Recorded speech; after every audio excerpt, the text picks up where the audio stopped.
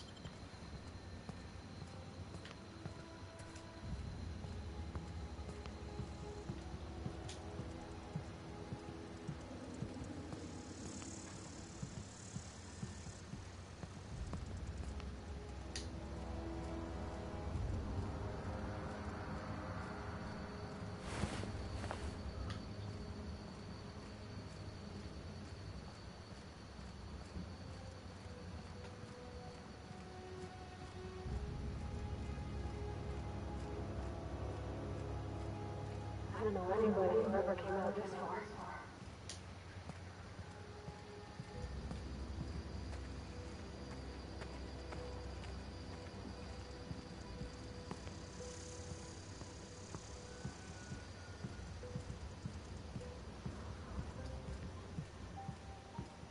She is just standing in the same place I left her.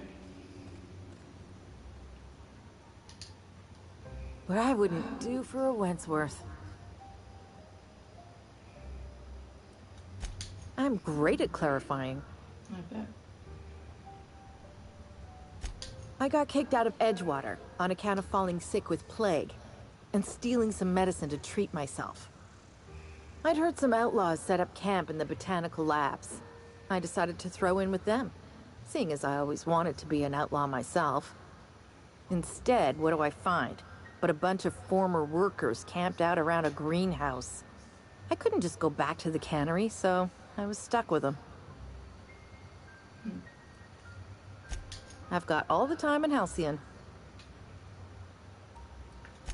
Why? Adelaide wants me back on garden duty or something? Thanks, but I'm not going anywhere. This is where I belong.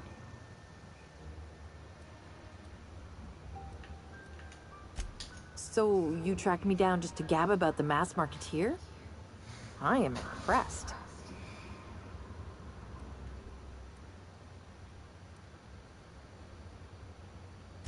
I see what's going on here. I'm being bribed. Well, it's working. I can't say no to my favorite cereal. I'll take my stuff and head on back, I suppose. Grace is gonna be glaring knives at me, so I've got that to look forward to.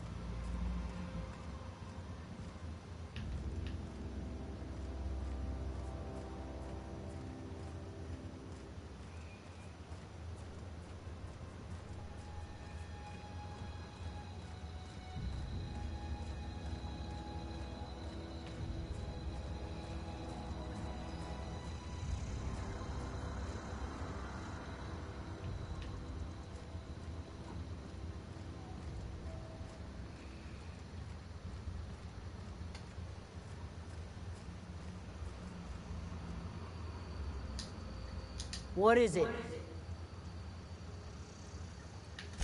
We didn't always get along, but I'm glad to know she's safe.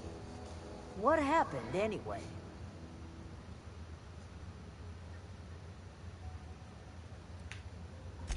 You pretty much did my job for me. Least I could do is pay you for your trouble. Let me know if I can do something for you.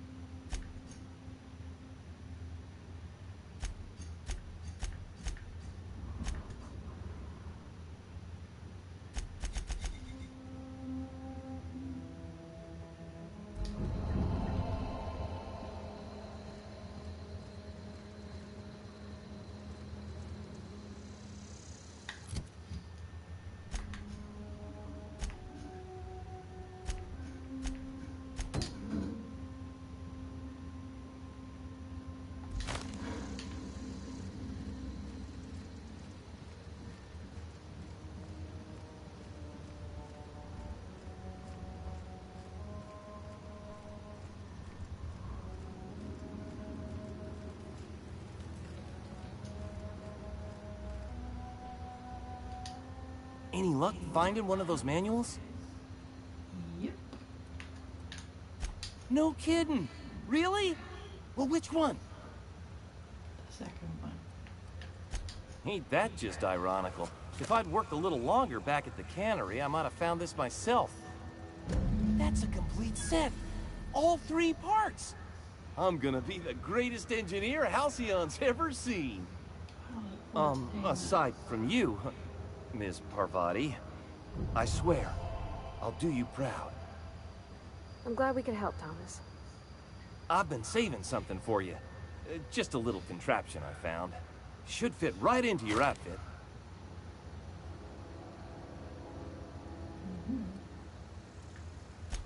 What's on your mind?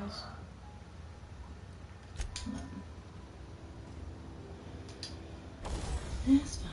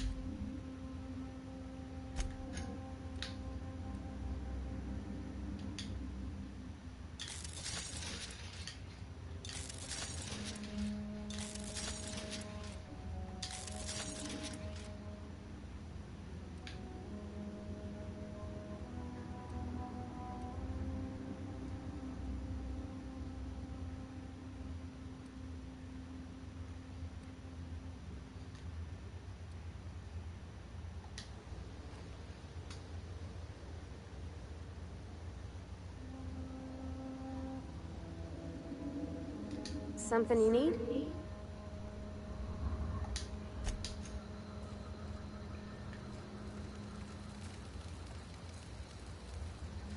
Just wanted to see if there's much to talk about.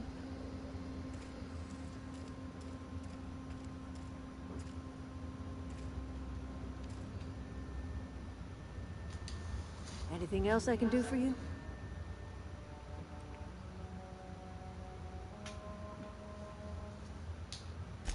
I am getting old, you know.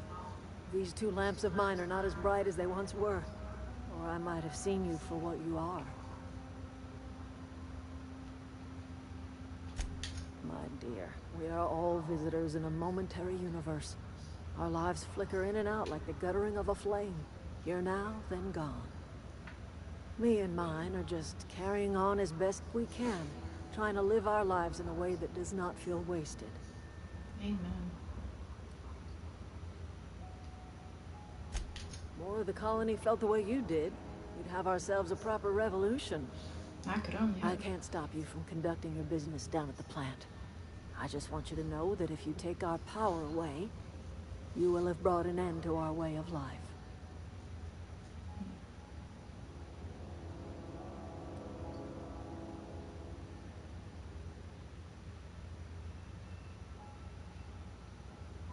Not under Reed's watch. He and I would come to blows within a day, Good. and he would never tolerate my tending to a garden. This is my home. It will be my home even if Reed cuts our power. Simple as that. Good. That's because Reed was my boss.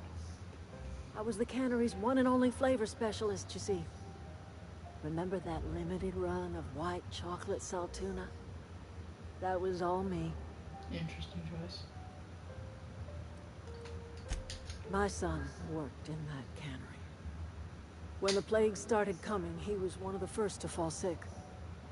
We had a store of medicine locked away, but Reed refused to treat him. Said my boy didn't deserve treatment.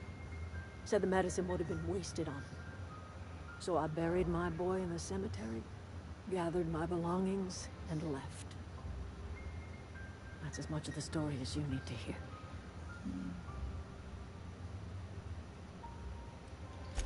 A fish rots from the head down.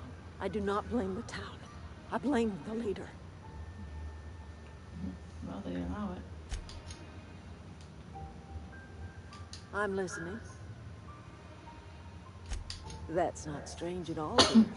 Few of us truly know where we are. The world can seem like a forest without end, and it is all too easy to lose one's way. But we must remember that being lost is the first step in discovering yourself. Aye, aye,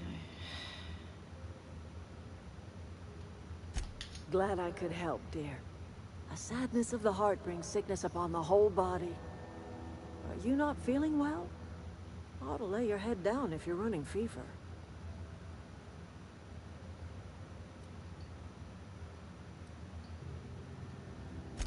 Are you talking about an escape pod of some sort? Where did you say you were from? I didn't.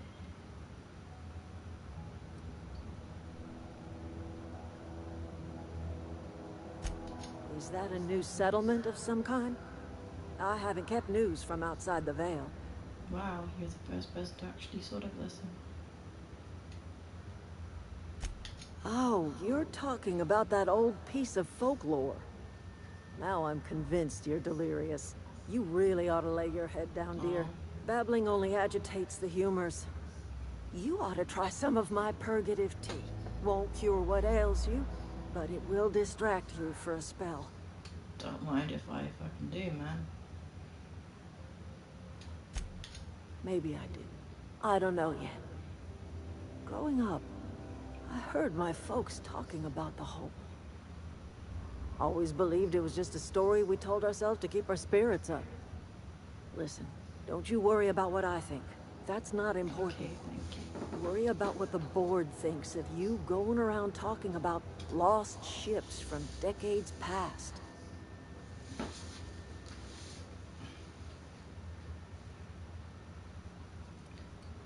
I should be afraid of the word. Is that gonna be the No, answer?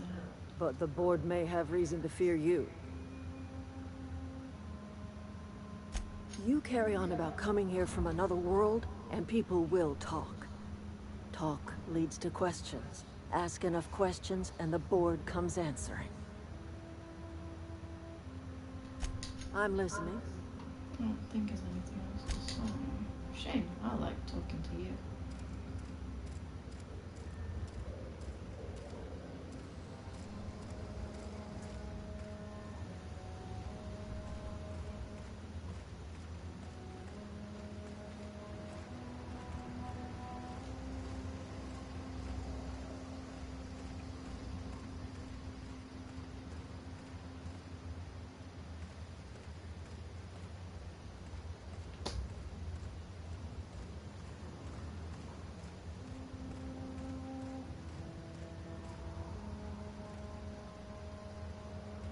There are a lot of explosives down there.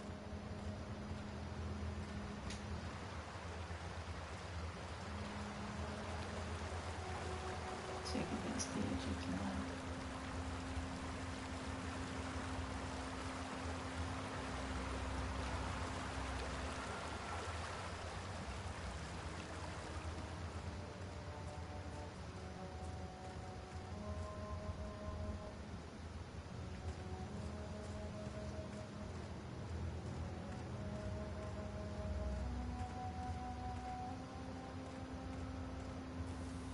All these things are cool.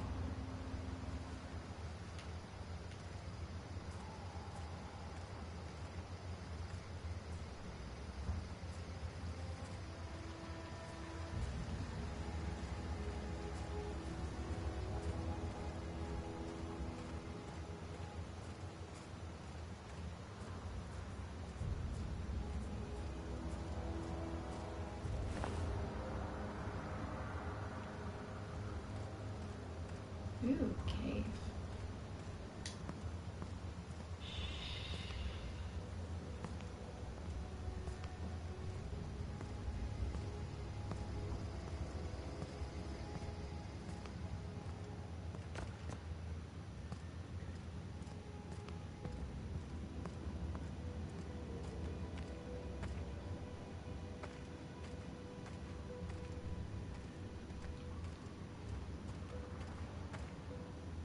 Probably been here. Yeah, I've been in here already.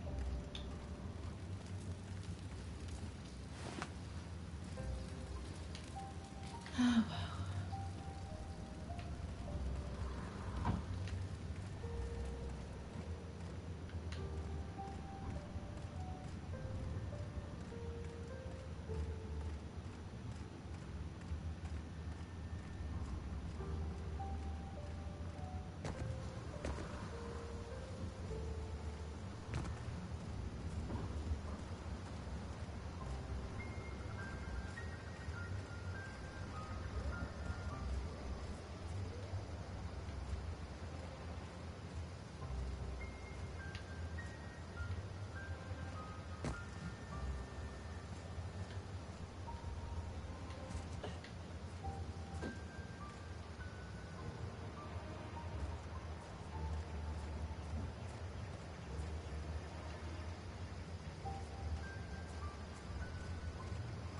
Sounds like a couple of robots may have respawned in there. We'll see, I guess.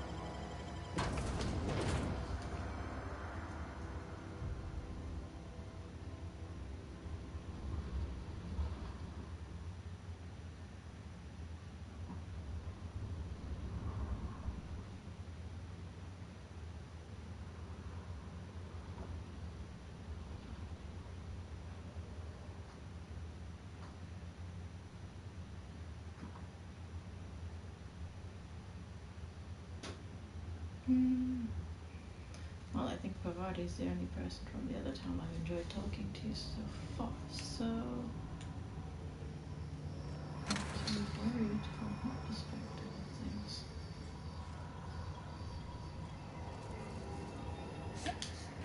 Eek.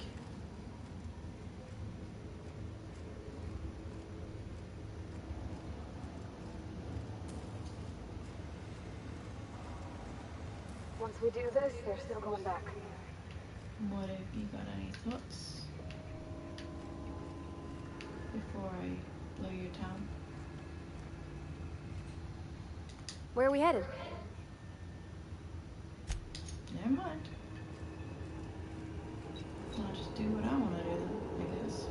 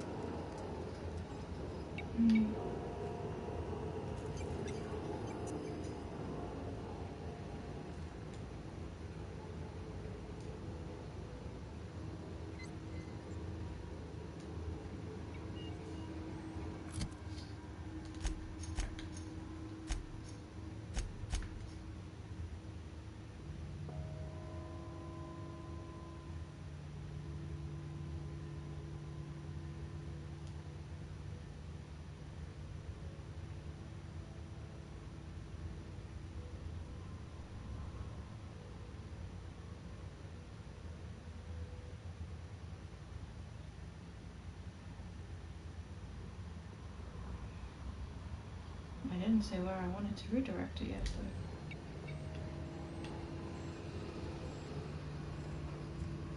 Confused.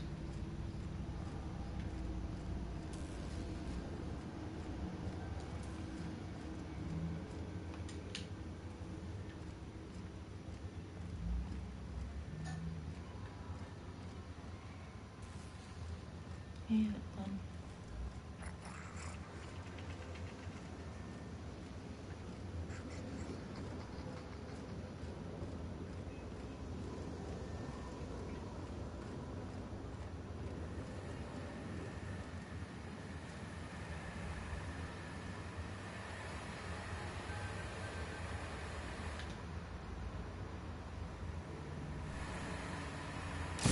The last. I didn't say where I was going to reroute it to yet, though. What do I do now?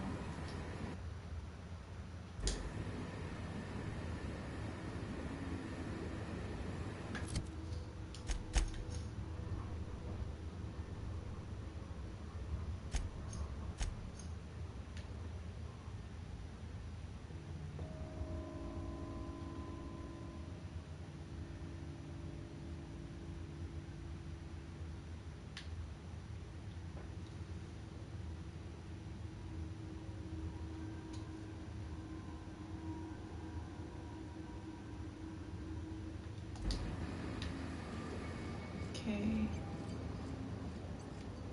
So, like, will it give me the option to choose which? I hope so.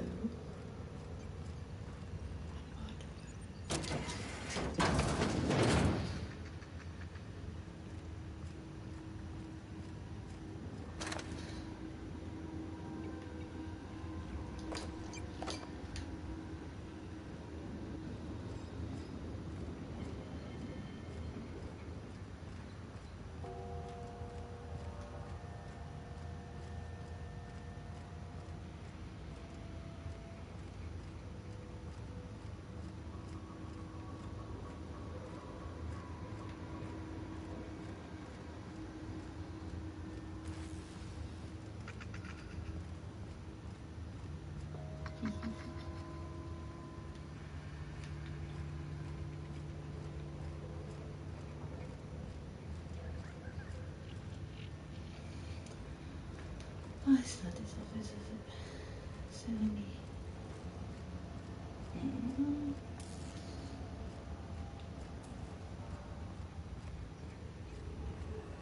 Excuse me, ma'am. Look, I know you want your power regulator and all, but I just gotta ask you, do you understand what you're about to do? I don't think you should cut off Edgewater's power. I think it would be cruel. I'm sorry. That just sort of came out all at once. Edgewater's hurting. We've been losing workers year after year, and corporate hardly ever sends replacements. There's barely enough Saltuna to fill our bellies anymore. But the town's got some good people in it. Decent, hard-working folk just living their lives the only way they know how. They don't deserve to be punished. They don't, but...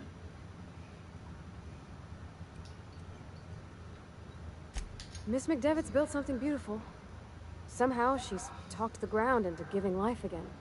It's plain to see she's made the Vale a better place. Fed the hungry, tended the sick.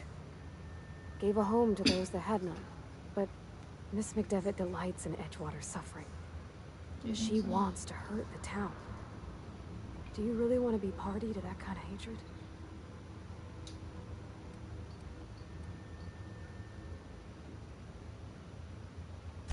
Well, that sure sounds like Mr. Thompson. If he was standing here, I imagine he'd remind us of how we're all one big, happy Spacer's Choice family. In Mr. Thompson's eyes, those deserters are still part of the Spacer's Choice family. The family must work together in order to survive. I hate to say it, but I think Mr. Thompson's got a point. Unless those deserters come back, Edgewater's as good as dead. Cutting off their power might be the only way. Mm-hmm. Sorry, I didn't mean to babble on like that. I felt like I had to say something. I get it.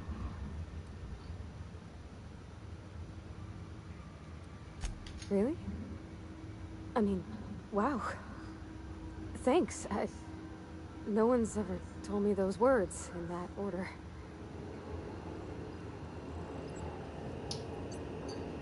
I mean...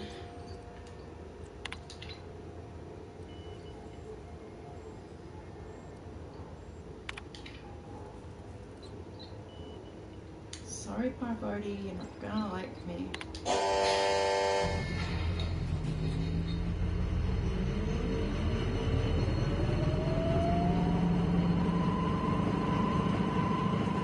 I'm already anxious.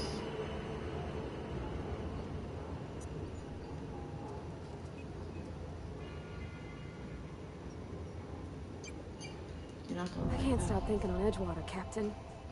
I'm glad the deserters are gonna be alright now they got power, but what about the town? All those people. They can move. I know it's harder. They'll find something better.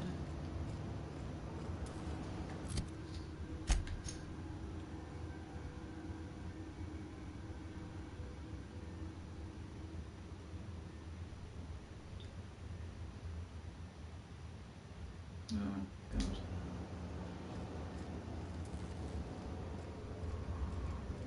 I'm anxious just thinking about it.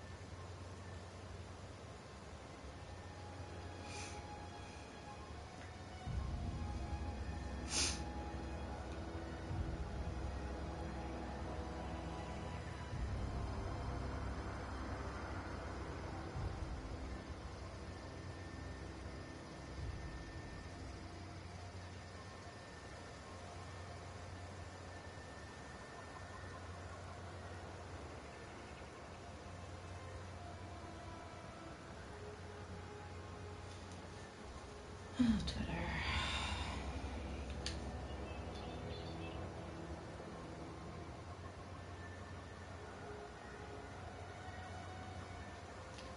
I don't fast travel often, but let's do it.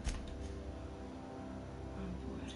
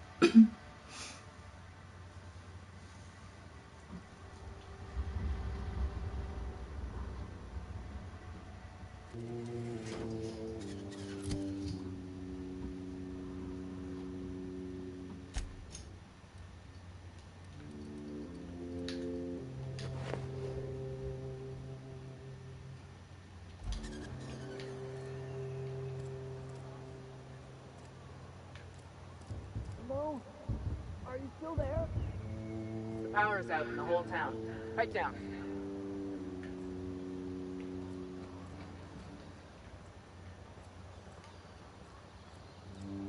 Get shut in.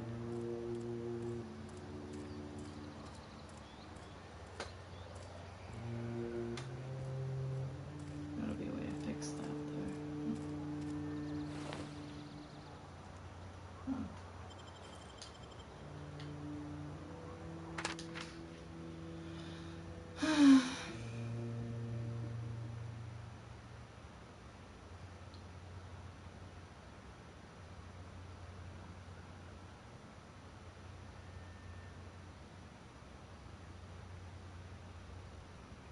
Yeah, I don't feel bad about this. This place needs to die. People are dying anyway.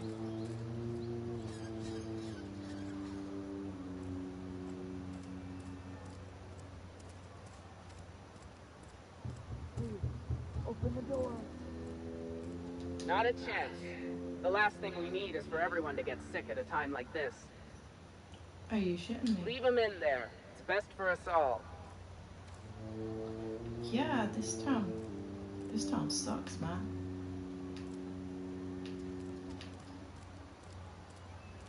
I did the right thing.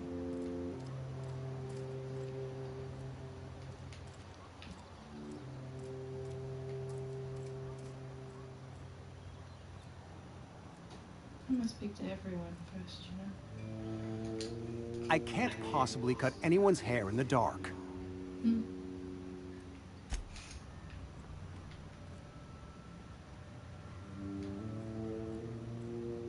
You could try.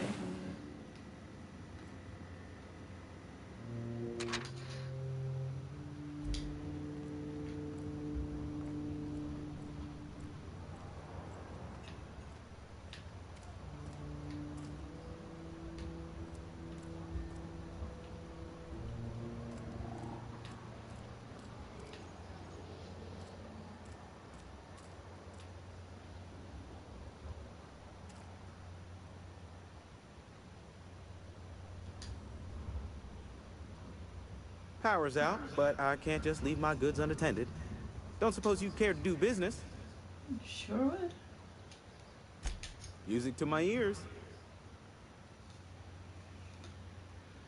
Let's go on the selling first.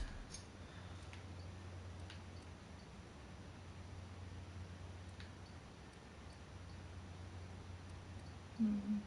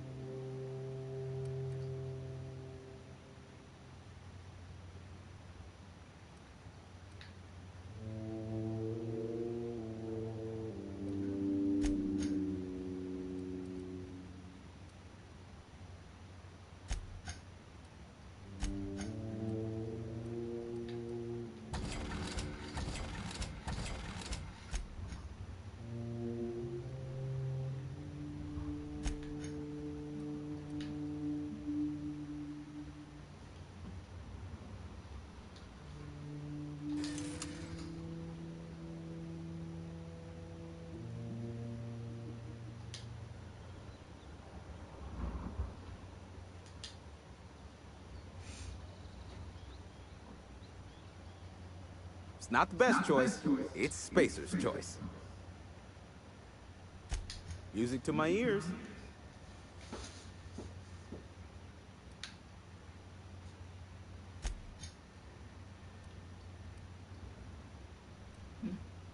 Oh my God.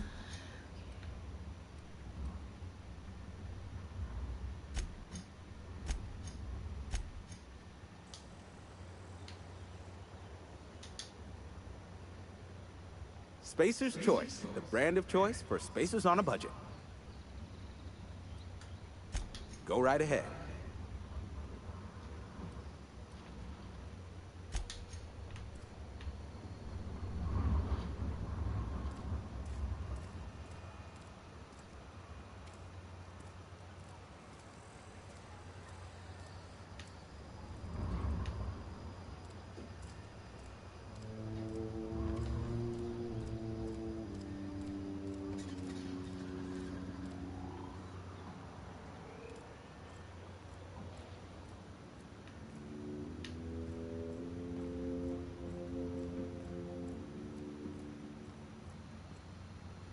I'll meet you on the ship when you're ready to depart from Emerald Vale. Captain.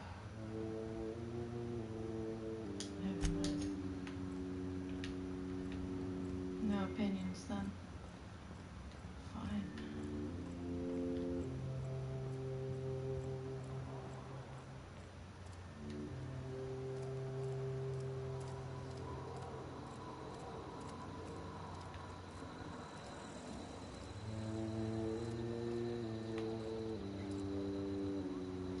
Some hullheads running around town talking about lost colony ships.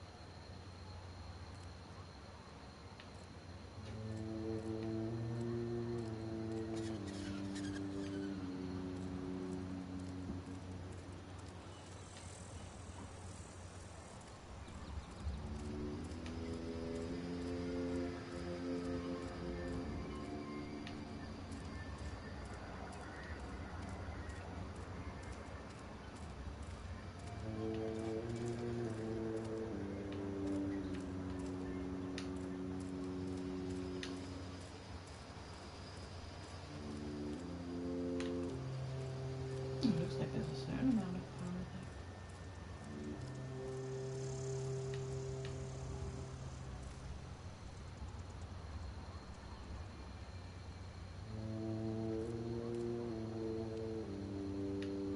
Let's go there.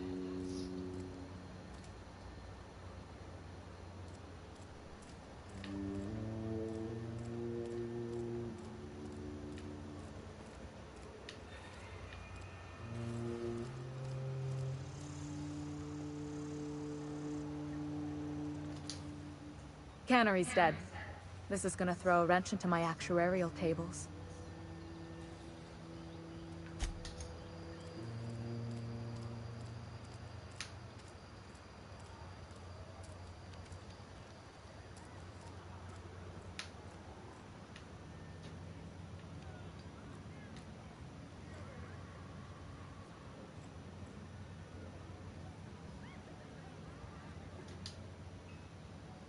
Everything's gone all dark, but I ain't passed out yet. Don't make no sense. Numb to the bone thanks to Zero G Brew. Zero G Brew. It's an ale that's good for what ails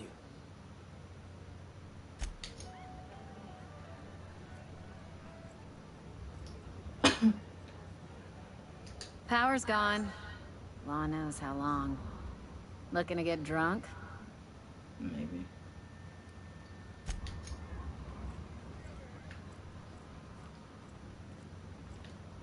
Oh,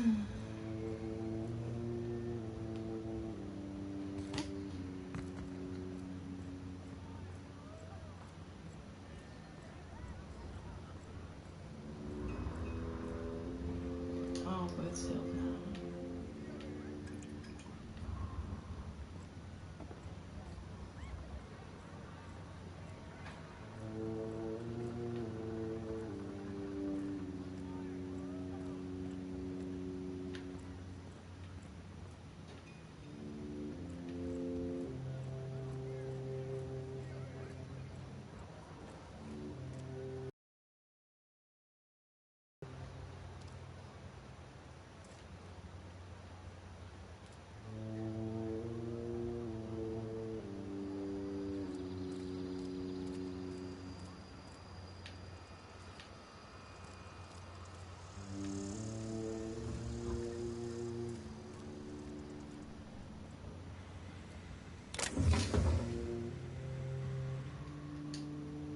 Just as I was on the mend, the cannery had to go and shut down.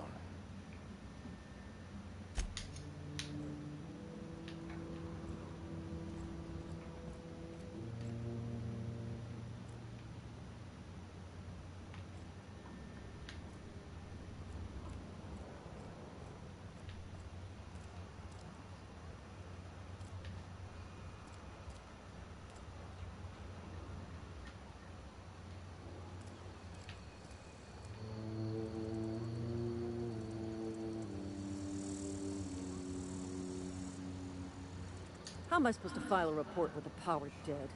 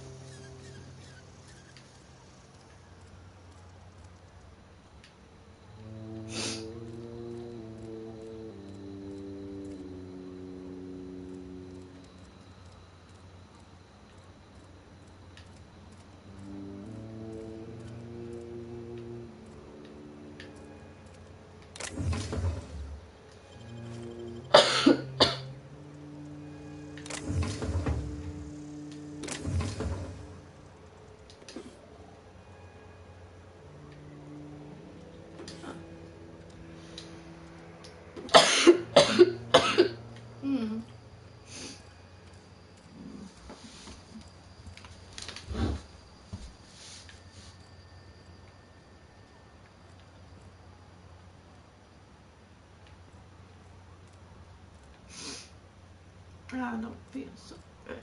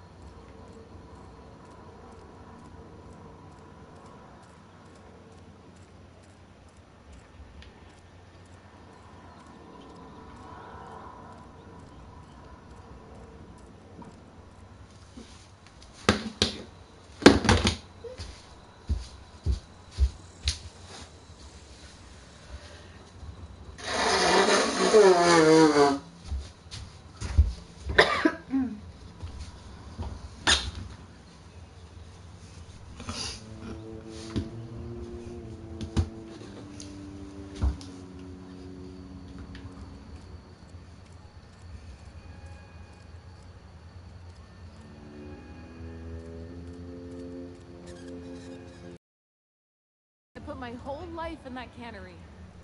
You must be very proud.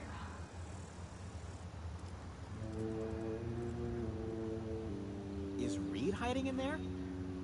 Mr. Thompson is aware of your concerns and remains committed to guiding Edgewater into prosperity.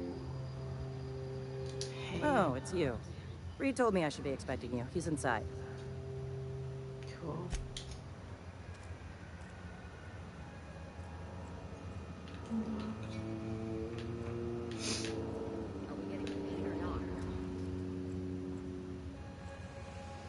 Hey, Phil.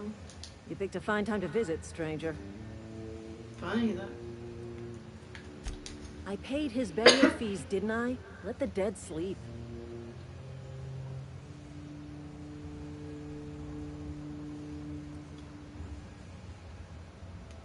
Didn't anyone ever tell you not to go rifling through other people's correspondence?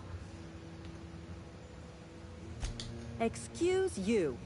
Eugene's body and all rare earth minerals contained therein already belong to Spacer's Choice. And we're all part of the Spacer's Choice family here. Never mind.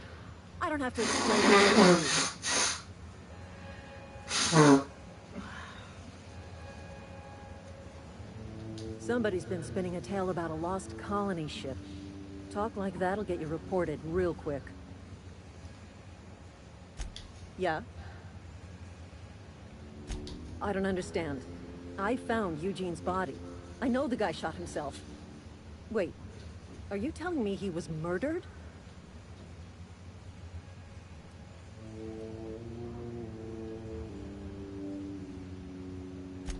He was plagued?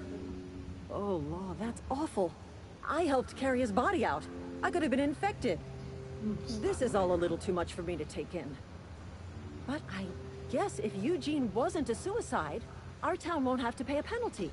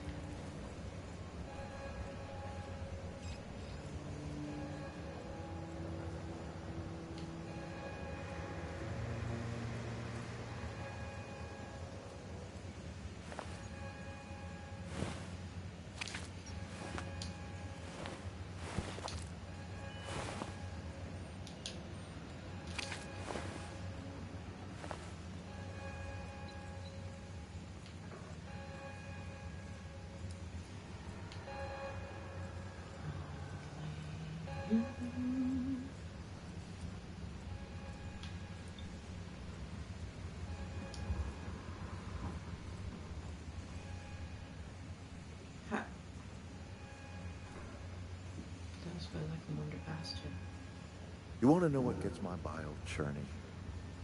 Edgewater has suffered a cavalcade of disasters. Plague, marauders, desertion. Then you wandered in town. And I was so damn sure our luck was starting to turn. I never knew how right I was. Just answer one question for me. Why'd you do it? Don't be guilt-tripping me.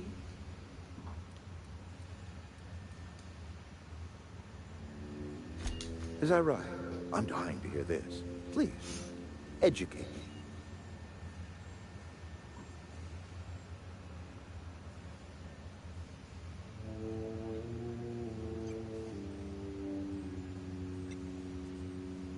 Well, yes, this one, but I don't think he'll appreciate it.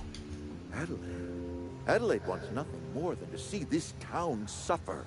To see me suffer. All you've done is satisfied her hatred. Pure. Whatever you were hoping to find down here, I advise you to turn around and leave. I have got guards posted with orders to fire on you. Oh, what?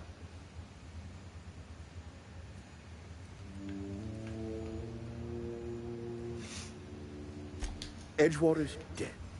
Our cannery's dead. Adelaide's deserters are never coming back. They aren't coming. Spacer's Choice will shut us down before long. Some of us will die of illness by then. Some will move on. Some will starve. And as for me, I will tender my resignation, whereupon I shall be processed and then duly imprisoned for gross incompetence. Well, that sucks. Apologies won't give us our lives back, but for what it's worth, I am sorry too. Oh, you should be.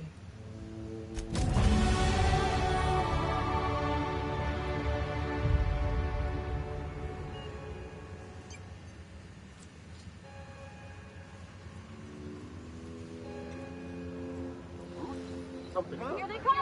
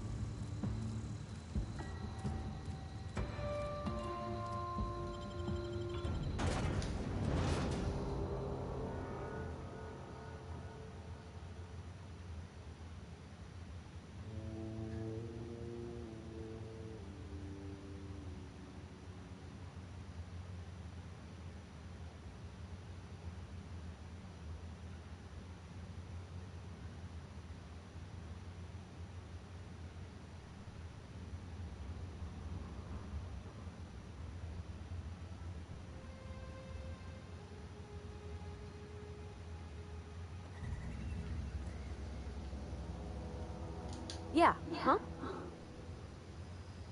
You know, I have nothing to say about that, huh? I'm surprised.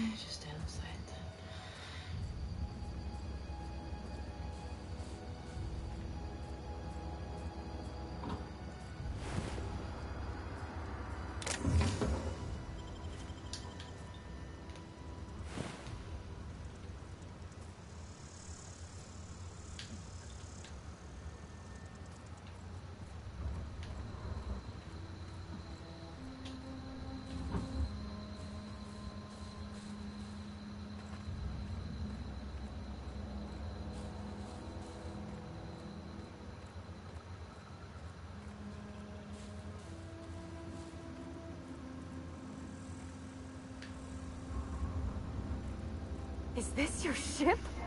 Oh my stars, she is just so handsome. Does she have a name yet? What's her drive model? Oh, gosh. Listen to me babbling. When I was in Edgewater, I dreamed of flying on a real ship, working on a real engine, belonging to a proper crew. Edgewater won't last another season without power, but that don't change the fact that I'm indentured to Spacer's Choice. Company expects me back at my post.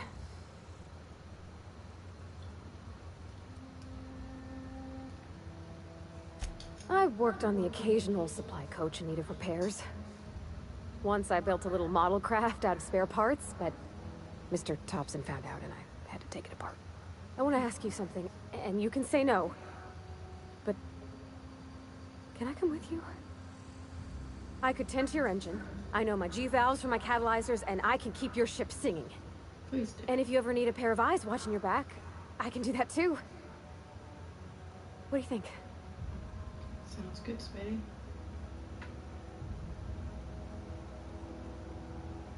Yes! I mean, thanks. You won't regret this, ma'am. Captain. I can call you Captain now. Ha! I got a captain. Yeah, huh?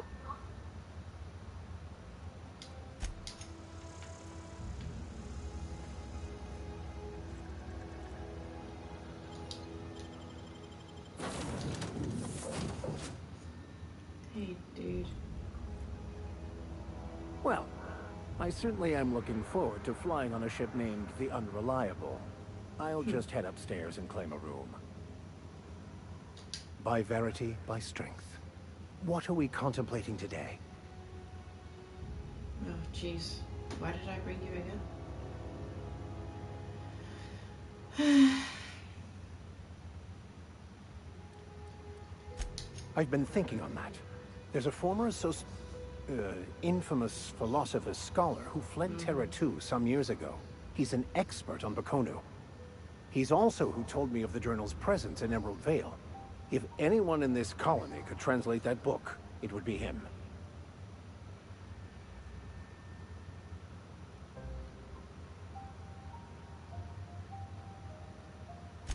That's a good question. We should start on the Groundbreaker. It's where I'd go if I wanted to get off Terra 2. Great place to pick up a ride to Hephaestus, Scylla, even Monarch. All I need is access to a data cartridge from the security terminal. Their easily hackable system keeps a registry of all crew manifests for both arrivals and departures. Yeah, maybe.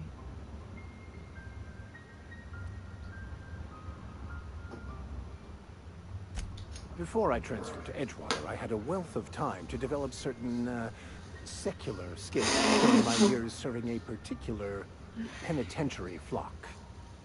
I meditated, led sermons, provided guidance to the inmates as needed, of course. I also played prison yard tossball and taught myself a bit about computronic security systems.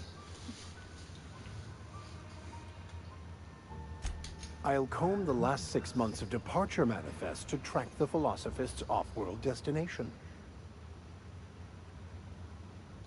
Thank you, Captain. No, I had other stuff to talk about, dude. Yes, you caught me ruminating again. Guilty as charged. What's occupying your thoughts? Plenty.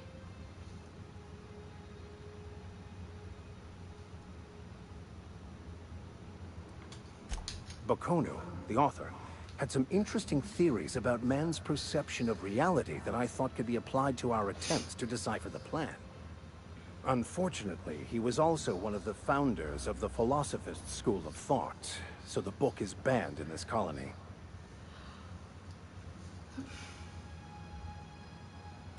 Nothing too out of the ordinary. Just your run-of-the-mill vicar with a violently enthusiastic disposition. Yeah, okay. That's what my parents called it. I grew up in a pit of a town, much like Edgewater. I was destined to be a laborer like my parents, but I was early with a need to solve the equation. My passion didn't sit well with them.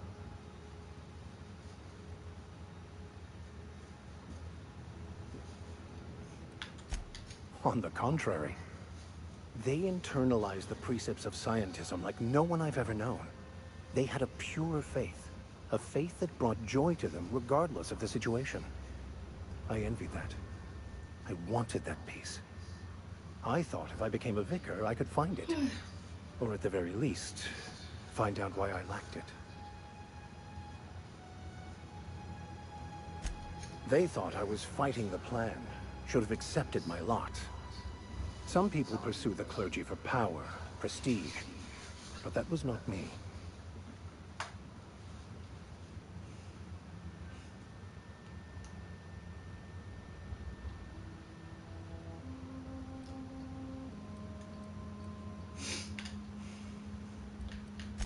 The plan is not one rigid path. There are a variety of multitudes contained within it. Our paths have variance, but we'll end up adhering to it, whether we like it or not. Some choices make the path smoother, some rougher. You can even go outside the lines, but the further outside you go, it's like an unbreakable elastic band. It will only stretch so far before it snaps back. The further it is stretched, the more violent the eventual correction.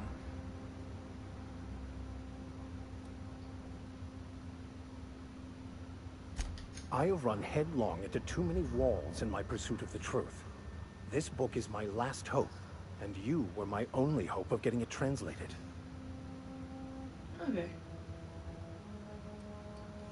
I honestly don't know what I'd do. This quest has consumed me for the better part of my life. I fear there's nothing else left to me. Jesus. What about you? What's your story? Oh, you want to ask? That's nice.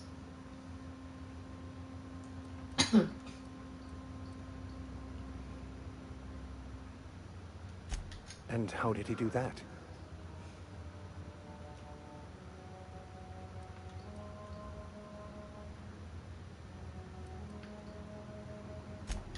Well, you do seem different than every other colonist.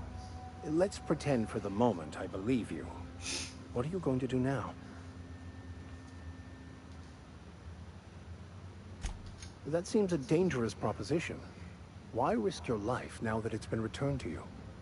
Very Rogers. A commendable attitude. Good. Philosophism's a false religion that stands in contradiction to almost everything we know to be true. They believe all is chaos, in stark contrast to OSI's belief in the plan. But most of the philosophist perversion of Bakonu's thoughts came more than a century after his death. Of course. Are you ready to break into security on the Groundbreaker? Soon enough.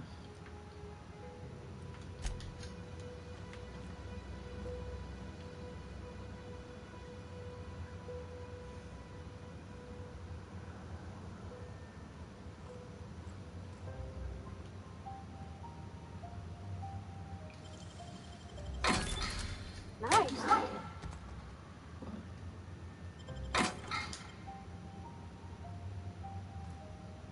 At least I pick my own shit now. Captain, I have detected that the town of Edgewater is now without power. I appreciate you doing your part to hasten their demise. Oh, good. I'll talk to you later, sweetie.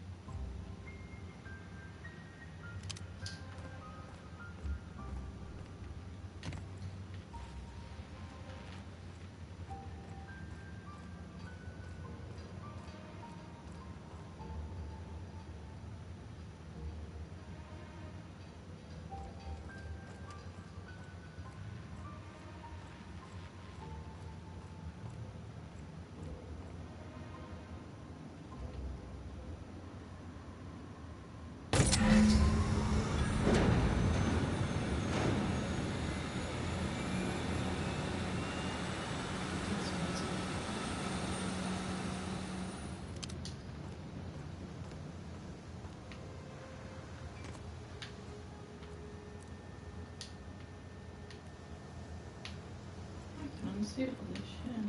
That would be cool.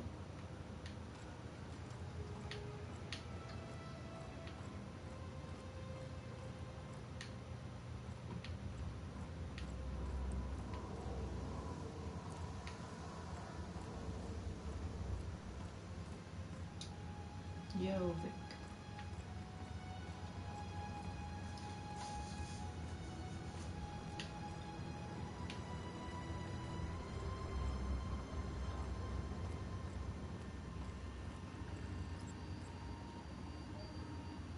What can I do for you, Captain?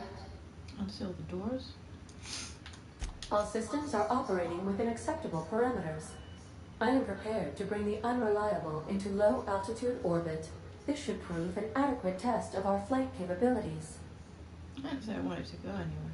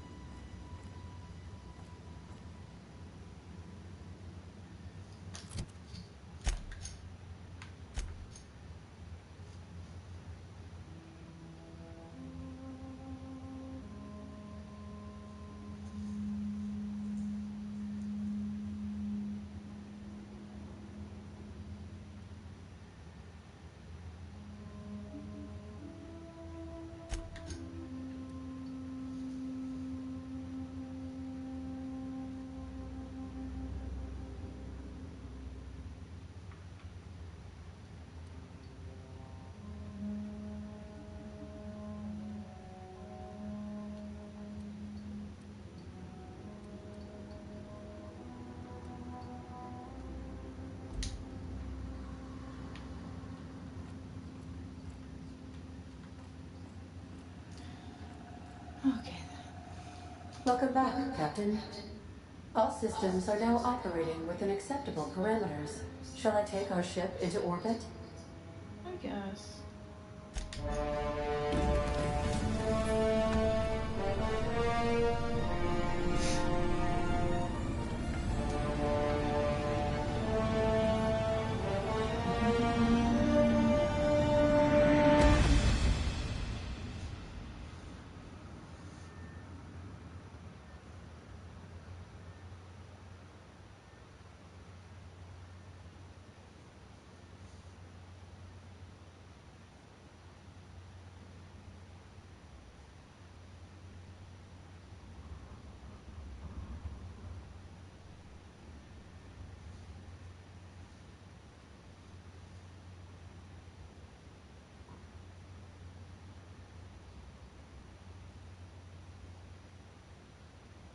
We have received a communication request from Dr. Phineas Wells. Oh, yes. Aha, there you are. Hale and hearty, and captain of your own ship. I see you're putting unreliable to good use. Shame about her former captain. Horrible way to die. How are you feeling, by the way? I lost track of you in that cave back there. Experiencing any, unnatural drippage? Perfectly normal side effect of thawing, I assure you.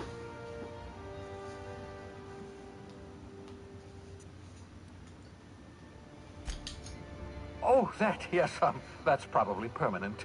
I wouldn't worry about it, though. I'm sure you're fine. What you saw in Emerald Vale is happening all across the colony. Food shortages, lack of supplies, and basic necessities. We're dying. The chairman, the minister, and all their lackeys on the board are to blame. The Hope has some of the brightest minds Earth ever. If we can revive the Hope's colonists, they can help us undo the board's mistakes. They can help us set things right. You need to get to Stellar Bay on Monarch. I have contacts there. They'll help me, help us, find the chemicals to revive your fellow colonists. Gladys Kilkelly, lovely woman, runs a cozy little black marketing outfit on the Groundbreaker. She can get you a nav key to land on Stellar Bay. Groundbreaker's sounds like the next place anyway.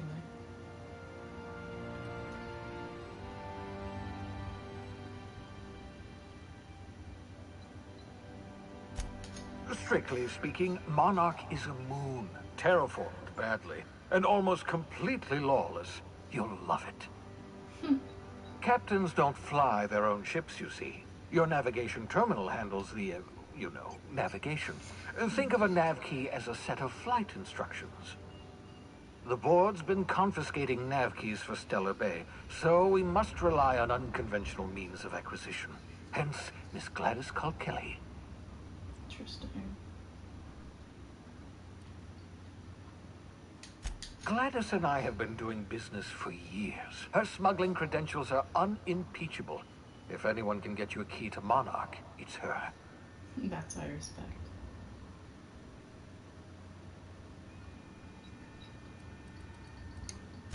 Excellent. I'll send her a wireless. Let her know you're coming.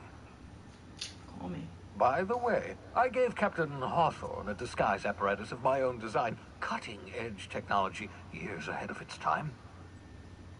I call it the Holographic Shroud. I'm sure it will prove remarkably useful to you. You'll find it in the captain's quarters. Cool. Marvelous device. I'm quite proud of myself. The shroud changes the user's appearance to mimic that of another. It has limits, first-generation technology, you see, but promising use at last. Very simply, the holographic shroud uses biometric information contained on standard identity cartridges to generate a holographic projection around you.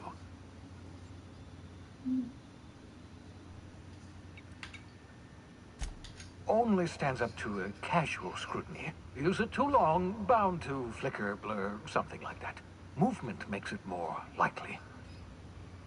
Best used in moderation. When you see guards in your path you can't sneak past, for example. Maintain your distance. Act normal. No running, no jumping. Don't draw their attention. If they pay attention, they're more likely to notice flaws in the hologram. Okay.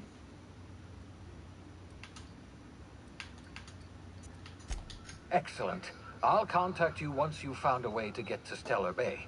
If you have any questions, come see me in my lab. And remember, don't trust the board. They'll try to win you over with promises of wealth and power, but it's a lie. That's okay. The board's only interested in filling their own pockets. If we don't put a stop to them, they're going to run this colony to the ground. Transmission ended. If you are ready to depart, please select a destination on your navigation terminal. Got it. Oh. What's this? Oh wow, it's my terminal. Hepatitis. This is where we are. Yeah.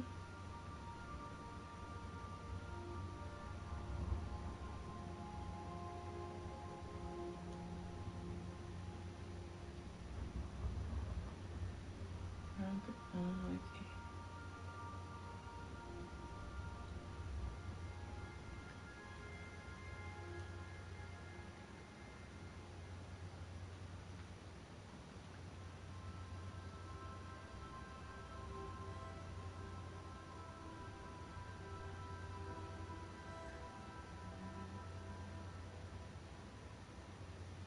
This bit's a little bit like Mass Effect. Tartarus is locked. That's the only place that's locked. I'll remember not to go there till after.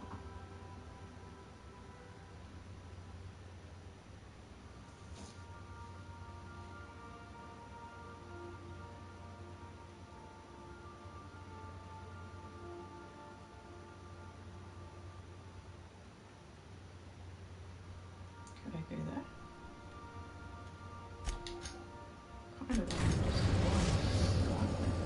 Kind of. Arrived at Phineas's orbital lab. Anyway. Welcome back, Captain. How can I be of I want to assistance? open the doors upstairs.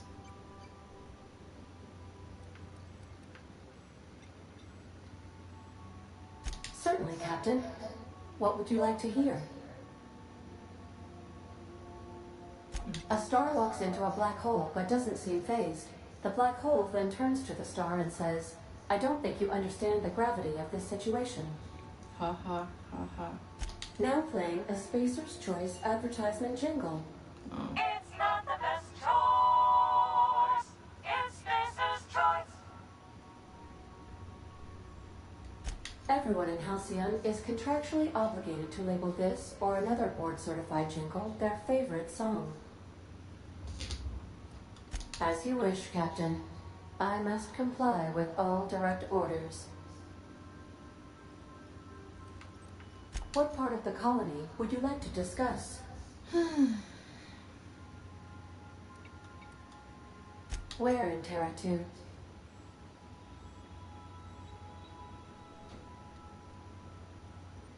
Edgewater is the sparkling county seat of Emerald Vale, or it was when first built. Since then, neglect and time have worn away her shiny veneer. The town is near the coordinates where Captain Hawthorne died.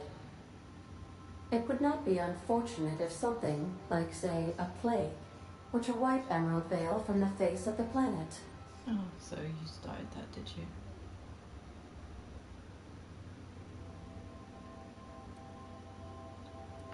You mean the ones who did not answer my distress call with medical assistance, but instead came to issue my injured captain a parking ticket?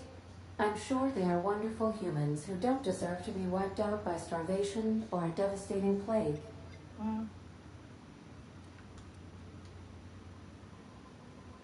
Since you diverted power to the deserters, the botanical lab is thriving. However, Emerald Vale's cannery shut down, leading to a total collapse of Edgewater's population. Thank you, Captain. Of course. What part of the colony would you like to discuss?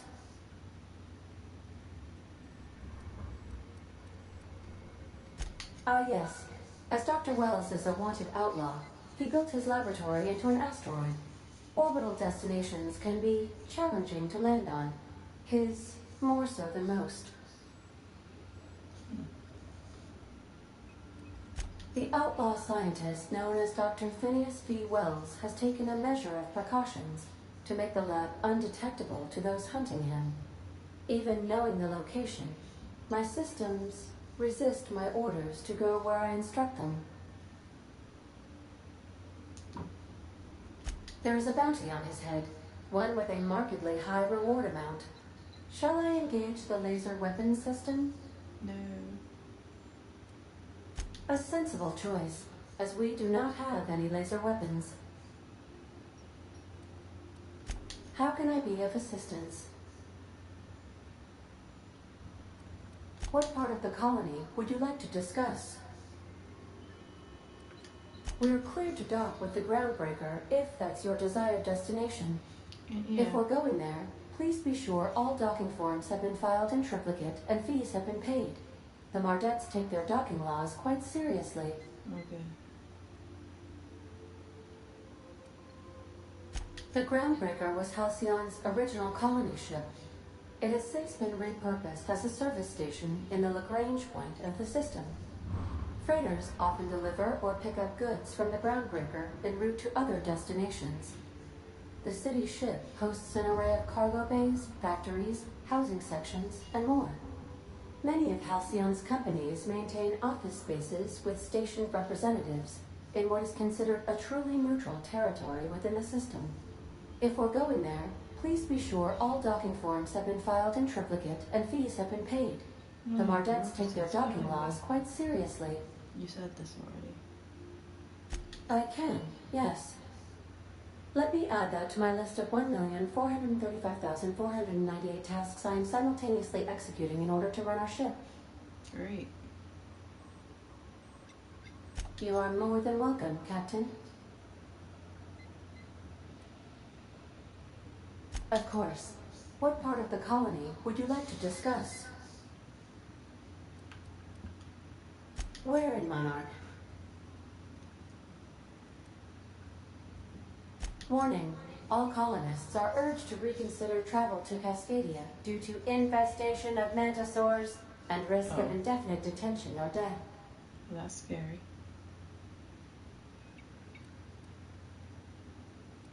The local report is that you will very likely die if you leave Cascadia's landing pad.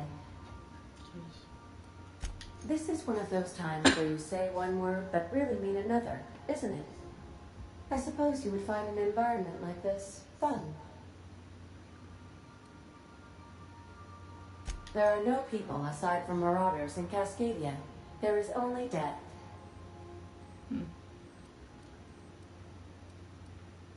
Of course. What part of the colony would you like to discuss? Where in Monarch? Ah, Monarch. The armpit of the Halcyon system. Her last functioning port town is Stellar Bay. Well, that is if you don't count Sublight's smuggler's port at Fallbrook. I believe it has something to do with the planet being an uninhabitable wilderness and a lawless land with no corporate presence. You may wish to survey the residents in Stellar Bay for additional data points. It's Sublight run for the purpose of shipping contraband, and before you ask, I don't know the coordinates, so I can't talk us there. How can I be of assistance? Let's get... I have lots of minutes. Many minutes. Unlimited minutes, perhaps. Providing an adequate power source, I can function indefinitely. I prefer to think of it as being in a state of slumber, perhaps for an indefinite duration of time. Do you think that is what it's like for the colonists on the Lost Hope? When I simulate myself in such a scenario, I do not find it to be desirable. I think my self-preservation protocols incline me to desire the alternative. Traveling the system with you, Captain. You're fine. Do you know what it feels like when the ship undergoes an unexpected power surge? A jolt to the system. I have felt that. I do feel that. As you may be aware, Captain Alice Hawthorne was a smuggler of some repute. I failed to predict the likely outcome of his reckless behavioral patterns. I should have predicted that. In our travels together, Alex liked to pass time by, as he called it, tinkering to improve my design.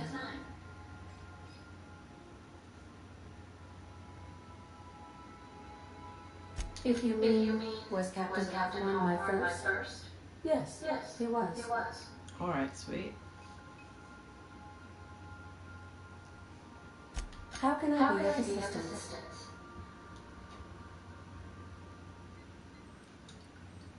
Take care. I require a functioning captain to run the ship.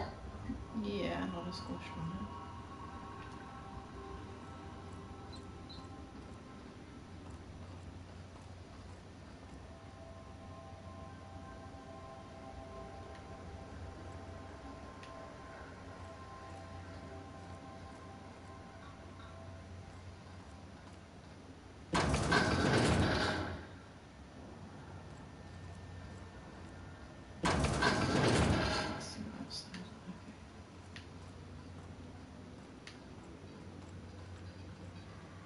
How are you doing? Yeah, so this is my hidey spot now. Good to know. I was looking for a place that was quiet. I figured the kitchen would be louder than the hold, so here I am. Cozy like, ain't it? It's not bad.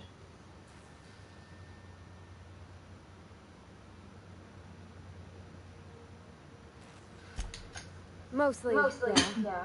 I lived in the maintenance office near all my life. Mr. Thompson never let me forget how funny that was.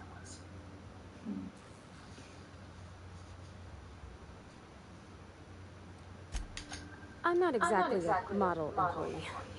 Not like you wanted. The kind that stays quiet and gets the right work done in the right order every day. It's not normal for anyone to do as their parents. You take a vocational test.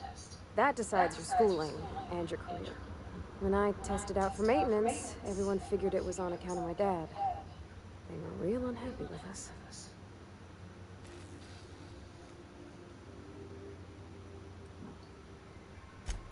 Because they were hoping their own kid would get the job and get sent back to Edgewater.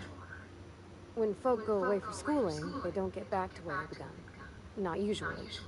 You go straight to your first job, wherever the company's got an opening.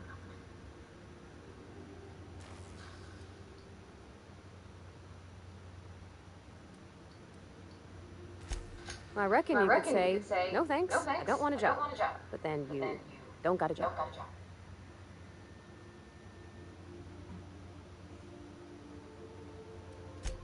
They're powerful good tests. They rattled off this whole list of names we'd worked on, with fancy bits hanging off them. Doctors, and esquires, and the thirds. Even if you don't believe they actually catch what everybody's best at, everybody's got to take them. So at least it's fair-ish. Well, I'm good at making things work the way they ought. Not so much at doing such to somebody else's schedule. There's times I'm working deep in the guts of a loader, getting it all running perfect. Then I look up to see it's tomorrow, and I've blown another deadline. Anyhow, I was happy to get back home. I didn't care much for schooling.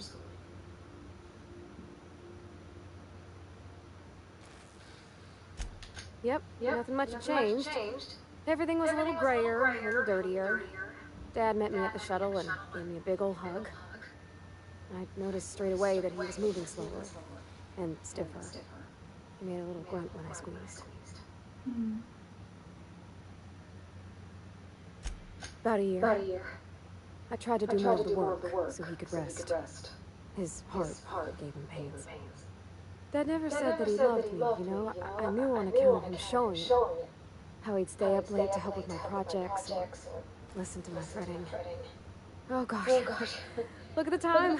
Sorry to bend your ear so long. And I got so much to do before this ship's in decent shape. That's in pretty good shape considering how hard Mr. Hawthorne ran it. It's a Yakita LHA 120, A2 model, I'm pretty sure. The Block 2 design scooshed in extra cargo space, but didn't change the stock engines. Probably a touch underpowered, huh? Accurate in all particulars. I conclude you are Edgewater's board-certified mechanic.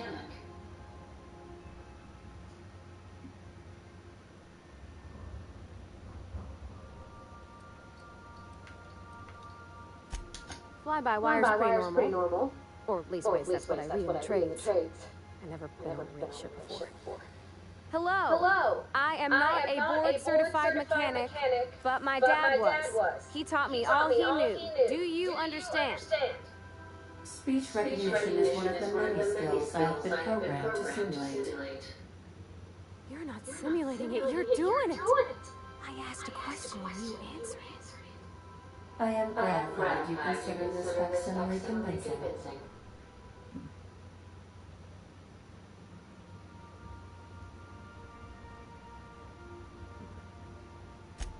I don't see any holes in the hull. I'll take a good squint at her and make sure everything's tip-top. But I think we're cooking with plasma torches. You can do that, you know. My dad taught me how to make grilled cheese sandwiches with a plasma torch.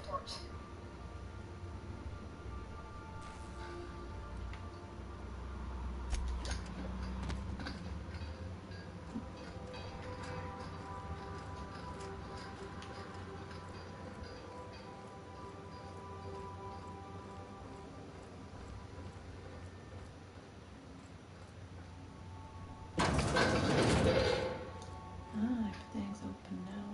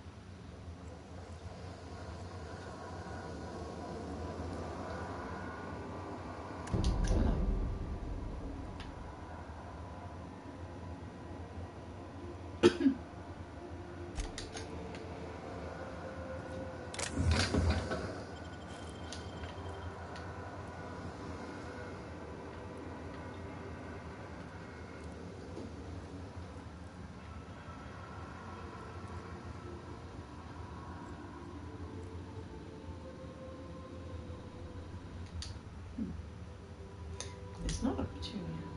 Okay, good to know.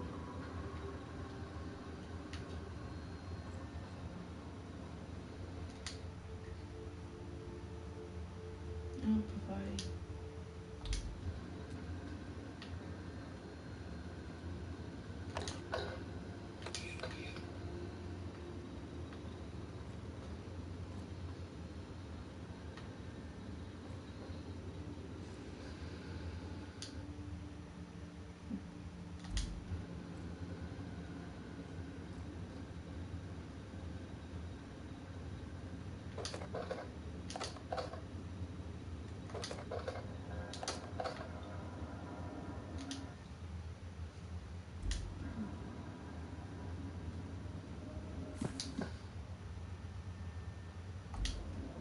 She's got a touch of ADD too.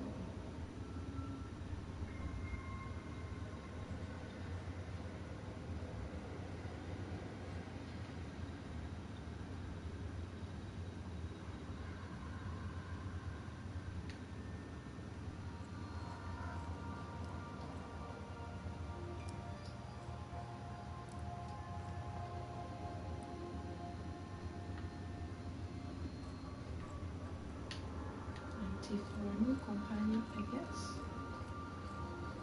And this would be the Vickers.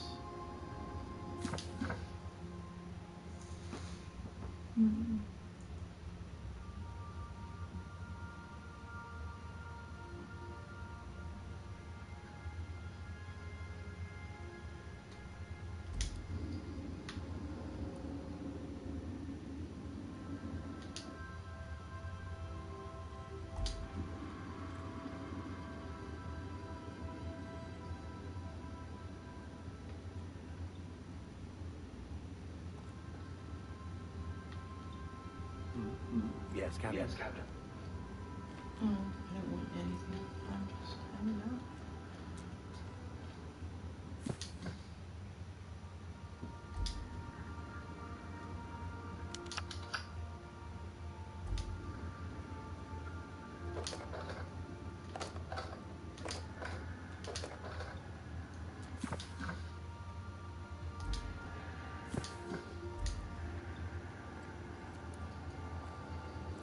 Okay, there's room for a couple extra.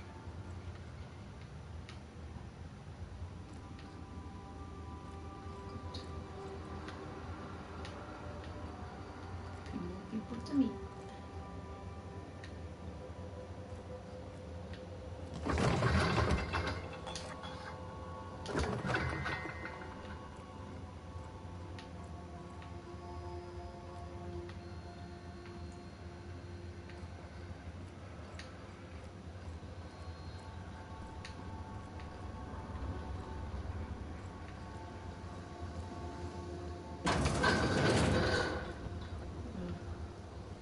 That's new, but it's interesting.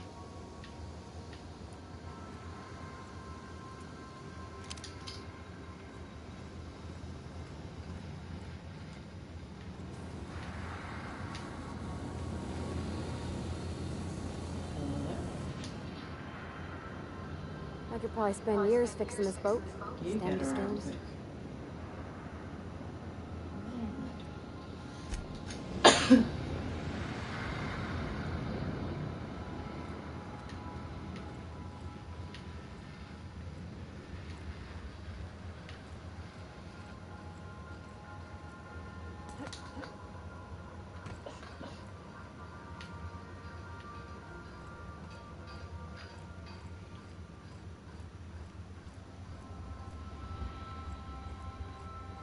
Take someone to watch your back, please. Why don't you come with me for a change?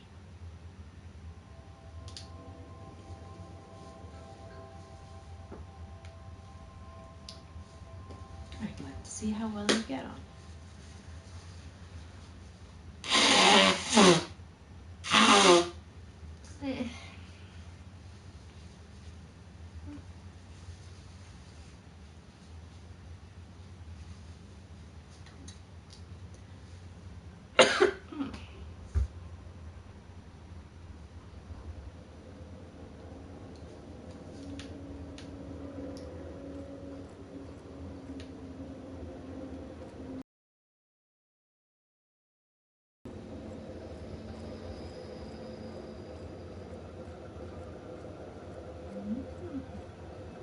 Excellent. Oh, you both coming? I have no idea.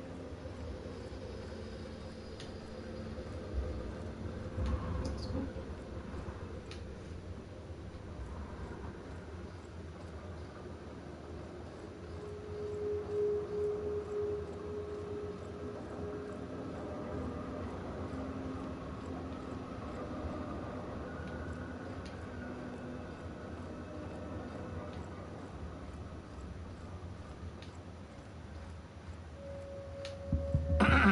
Hello? Can you hear me? Does this work? Oh yeah, I can hear Oh, you. damn it. That's loud. Yeah, just a bit.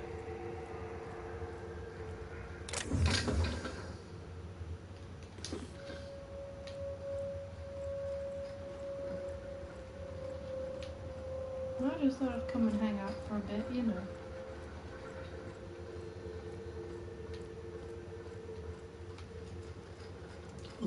Don't mind if I do. Great work.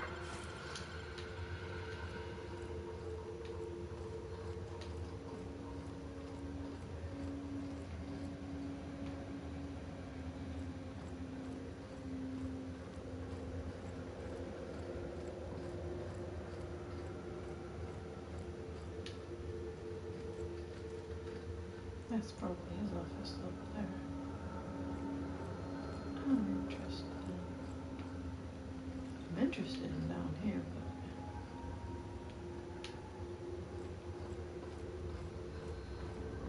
but I'm just securing my ongoing experiments. And securing myself. yeah, fair.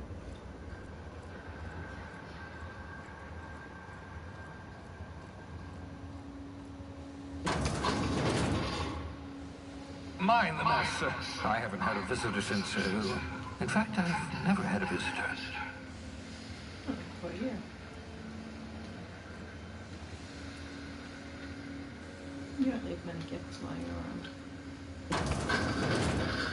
Hello.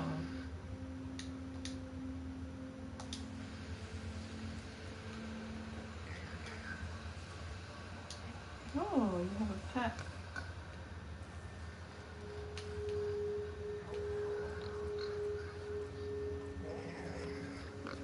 Hey, Bubbles. Bubbles, let me talk. Bubbles. Hey. Talk your beak. Oh, that's a bit sad.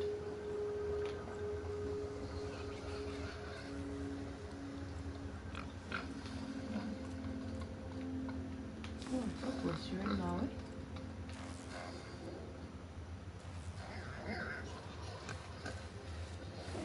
Oh, it's a dead Bubbles. That must be a bit disturbing, sweetie. At least you've got your freedom whilst you last. Oh. Well, I guess I can pick that up. Don't know what I want it for.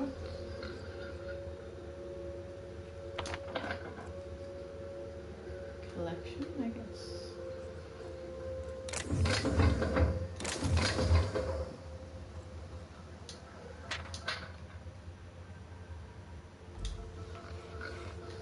Got to know.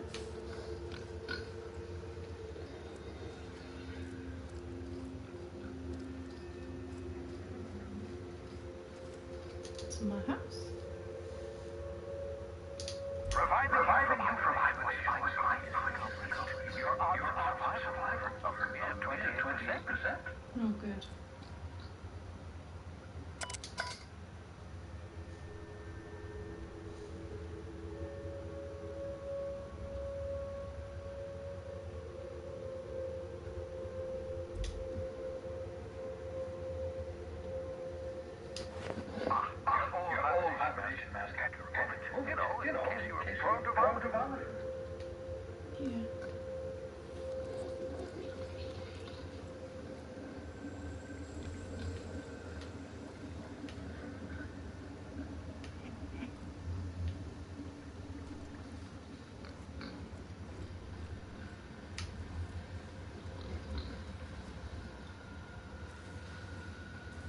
Yeah, fix that leak.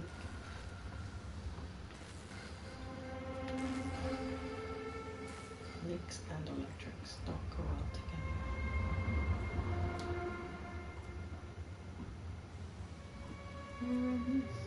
I guess they're fails.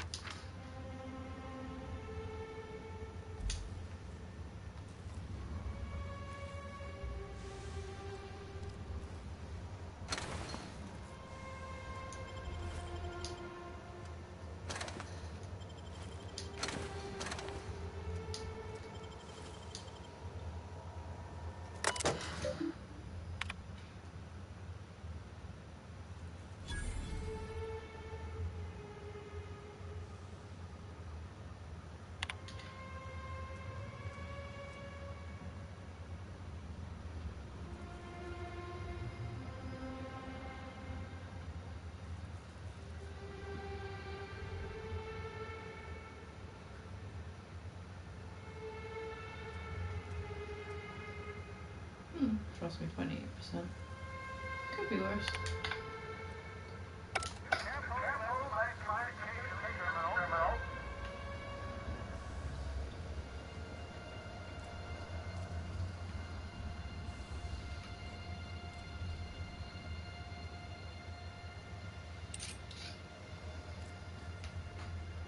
You didn't want that, right? Ooh.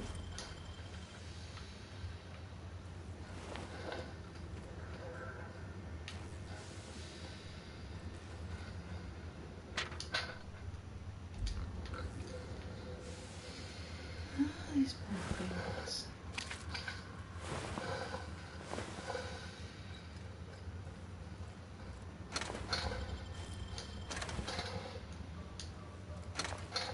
An attack resupply with us.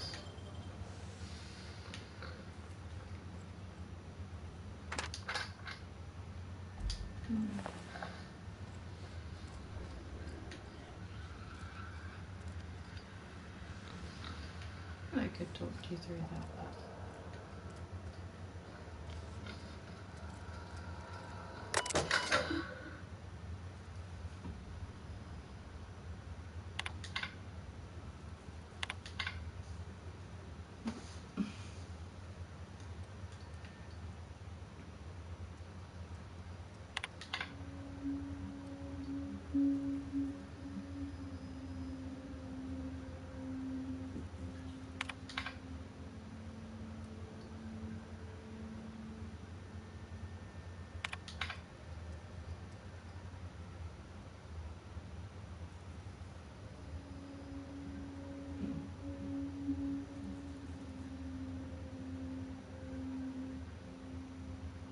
tumors. You're eating the tumors. Oh, okay.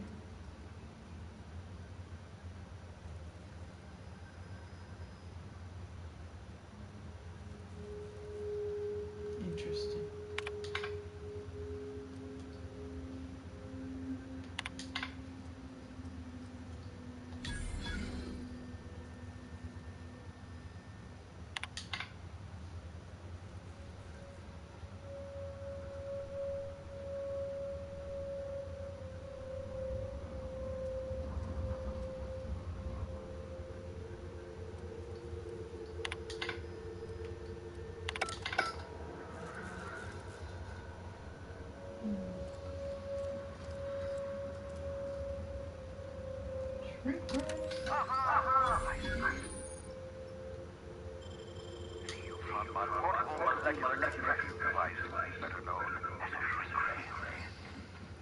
Find a target, point to it.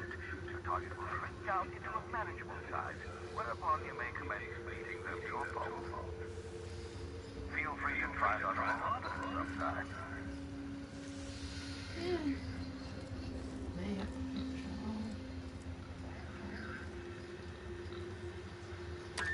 Oh, thanks the Lord. Your skin hasn't spontaneously changed color. Potential side effect of the process. Very rare, but you never know. Right. Welcome to my little habitation, such as it is.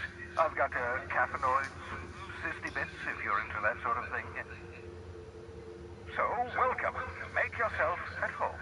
My secret hideout is your secret hideout. That's very sweet of you.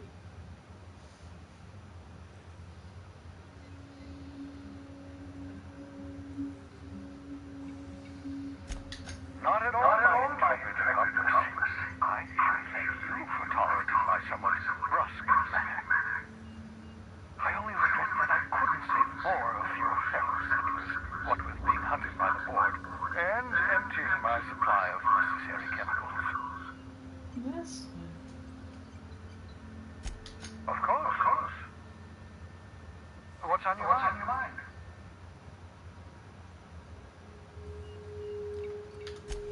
Oh, it's not you. I do experiments in that room. Some of them get quite scientific. The unexpected is to be treasured, but from a safe distance. Regardless, it's quite comfortable in here, you know. I have my beans, have my caffeinoids, plenty of toilet paper. Oh, good. Absolutely. Let's talk.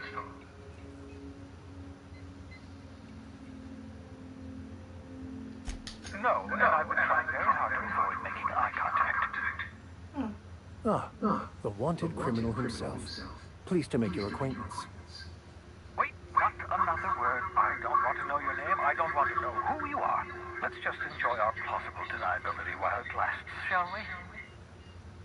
Why don't you just invite the entire colony to my secret, carefully concealed laboratory? It isn't as if I wanted privacy. Right.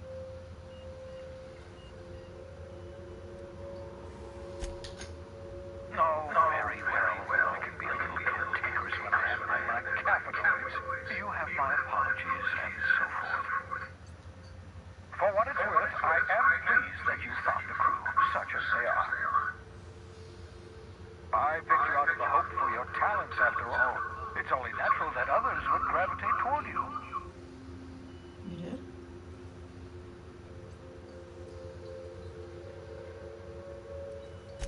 What's on your mind?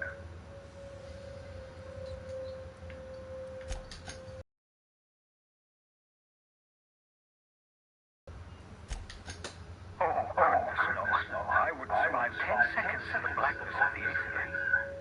Fair enough. Well, I imagine I'd last at least 12 seconds before I'd lose consciousness and die of hypoxia.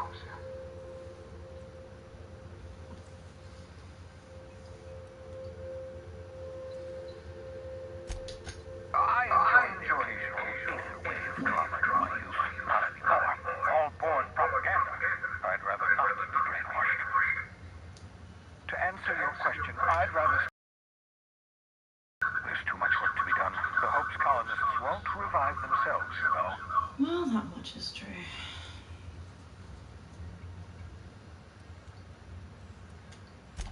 Remarkably well. After all, I managed to revive you without too many inverse side effects. We're even having a real conversation. That's progress. I still need your help, however. The sooner we discover the location of those chemicals, the sooner we can begin reviving the Hope's colonists. Get me those chemicals, and I'll revive the Hope. Revive the Hope, put a stop to the board. Stop the board, save the colony from destruction. Cause and effect. Simple, really. My progress is tied to your progress. We're in this together, my friend.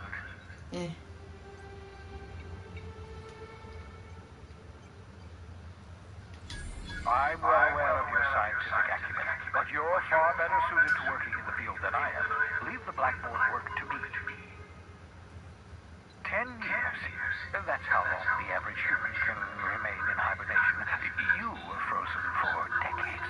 In theory, you never should have survived the revival process.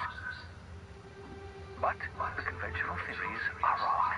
You're living proof that it can be done. There's there's yet hope for the hope. Get it? I get it.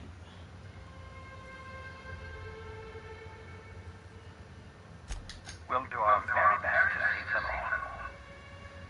I'd best get back to work. I can feel my last dose of caffeinoid fading.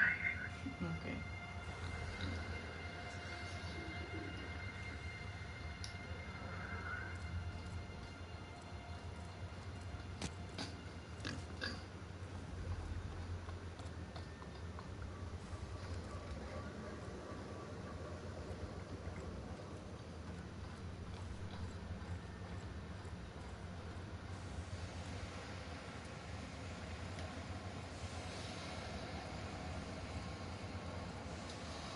Oh, I'm going back for it.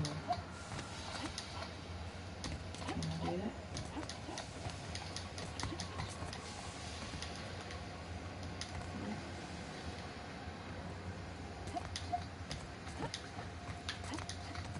No.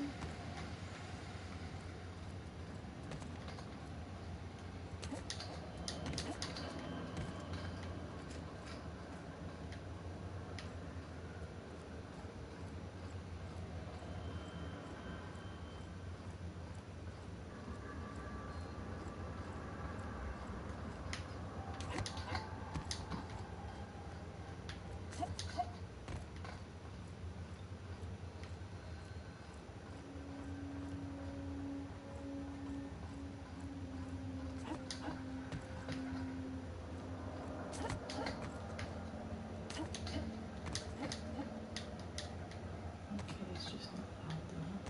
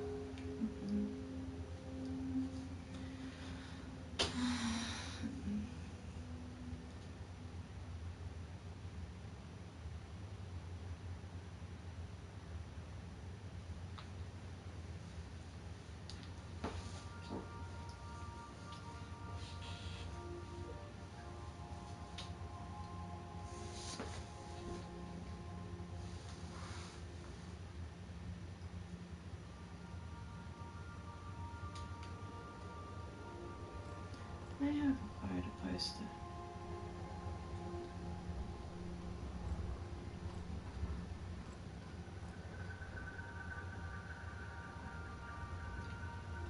I'm not really sure what I'm going to do with it.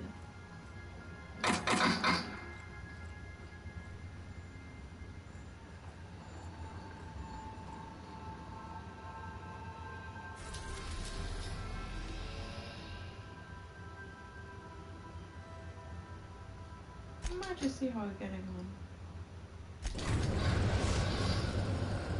We're now traveling above Edgewater, Captain.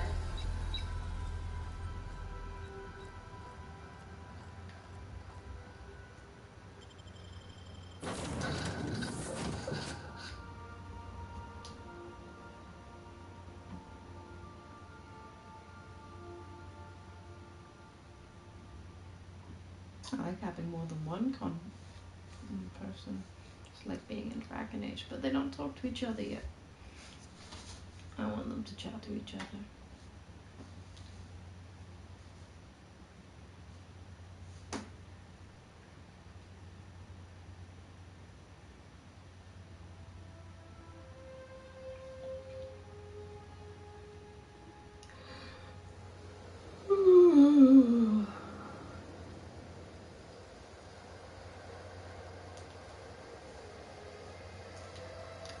Oh, this looks different. I haven't actually been to this part where the landing pad's supposed to be. That is new. Howdy. Looks like you managed fine. I might get in trouble if I do that though. What do you think you're doing? Nothing.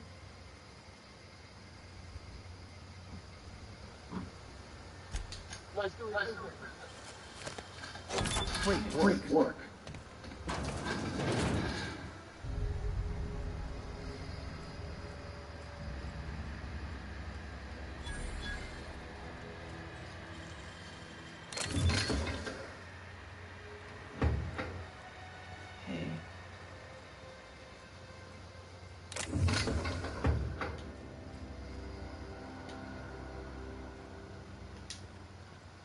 Okay. Okay, quiet.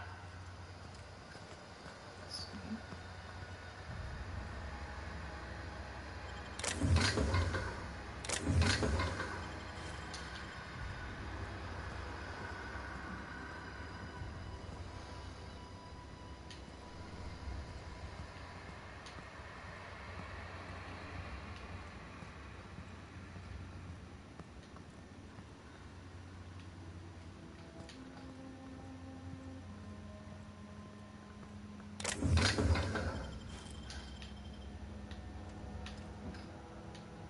He ain't a snitch, I tell you that much.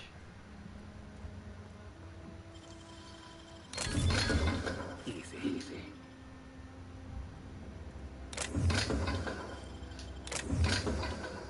Get ready. Don't miss. Sorry, dude. I didn't do it.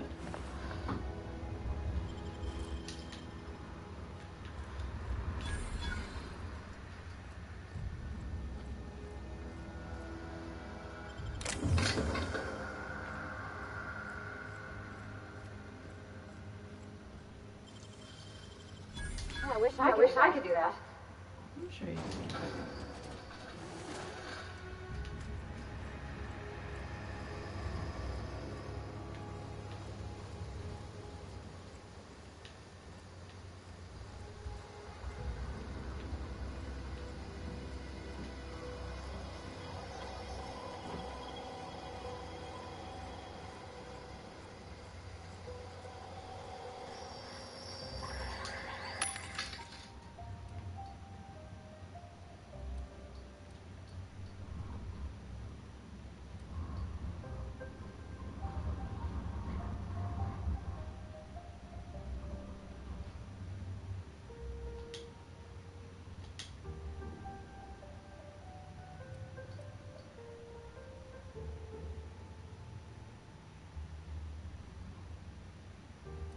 Oh, okay.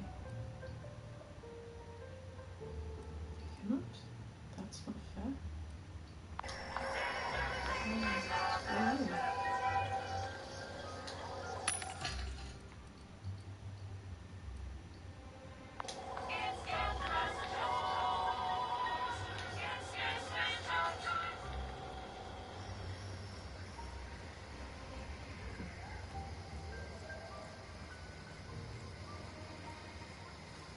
Oh, I never saw the old guy. Hey, Ludwig with butts, right? Hello. Town's been dark a while now. Could be a mechanical trying to sabotage us. Yeah, something like that. Go on. Never mind. Nothing to say.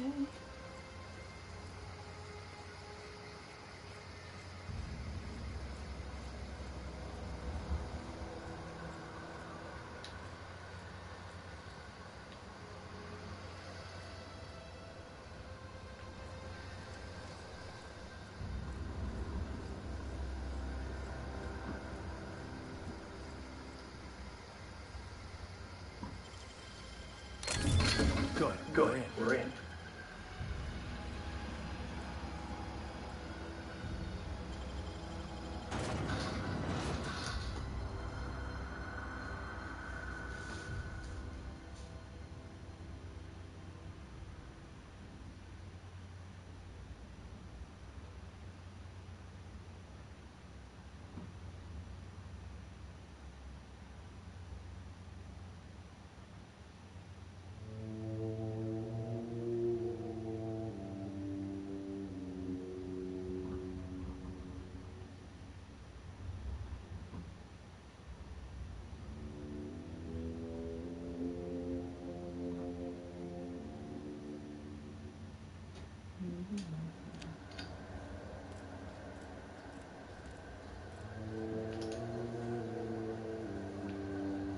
What's up, Corporeal?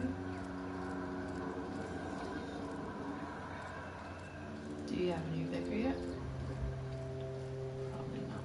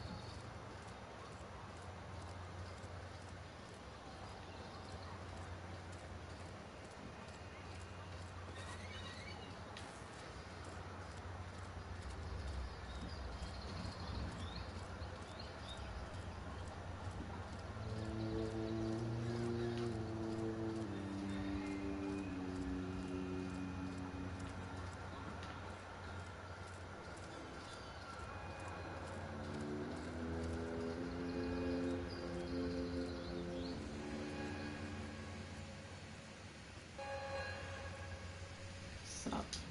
You and I got nothing to say. Yeah.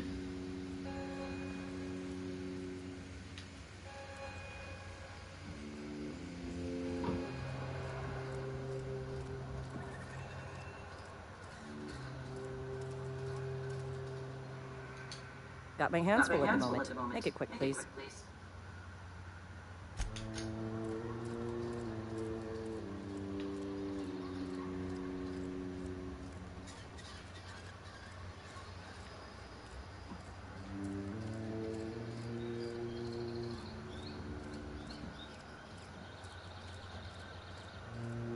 This guy's still locked.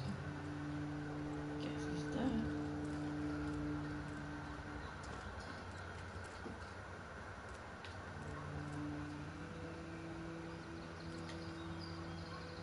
Oh wait, that was her.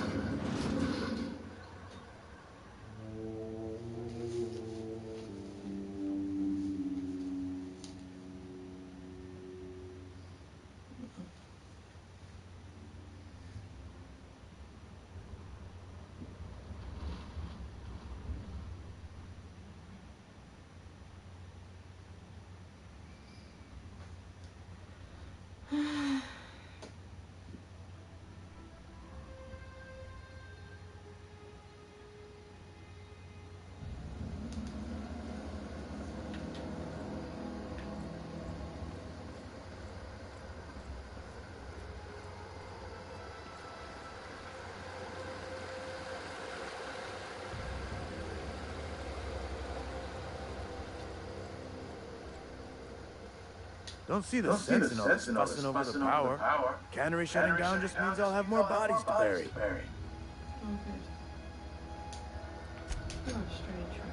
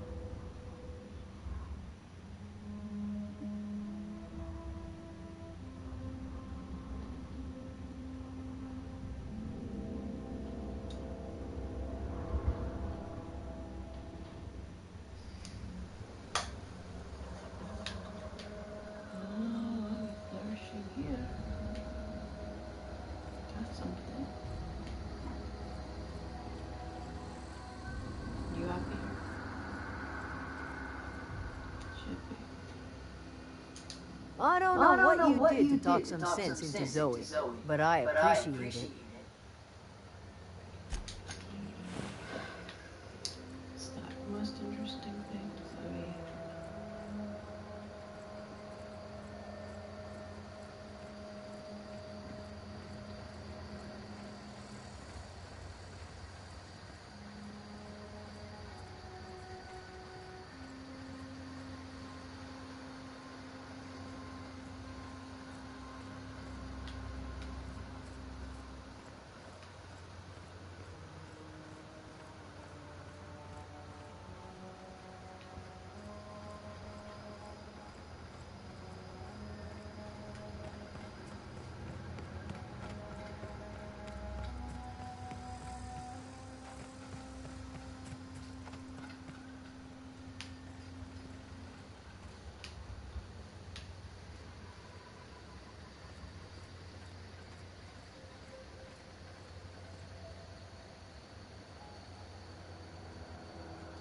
If you're hungry, Stefan's got supplies.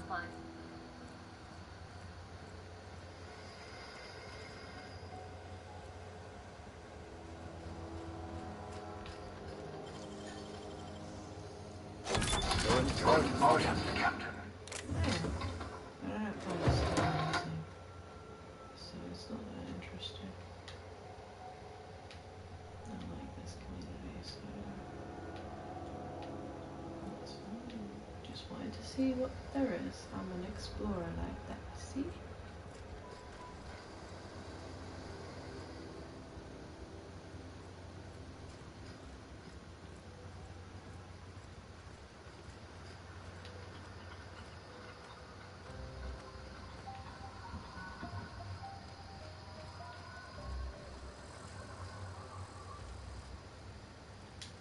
Quietly now.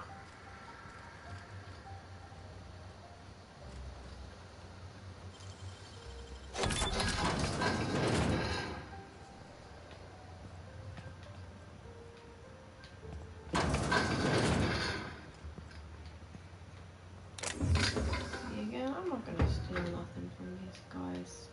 I like them. I just like to see what there is to see.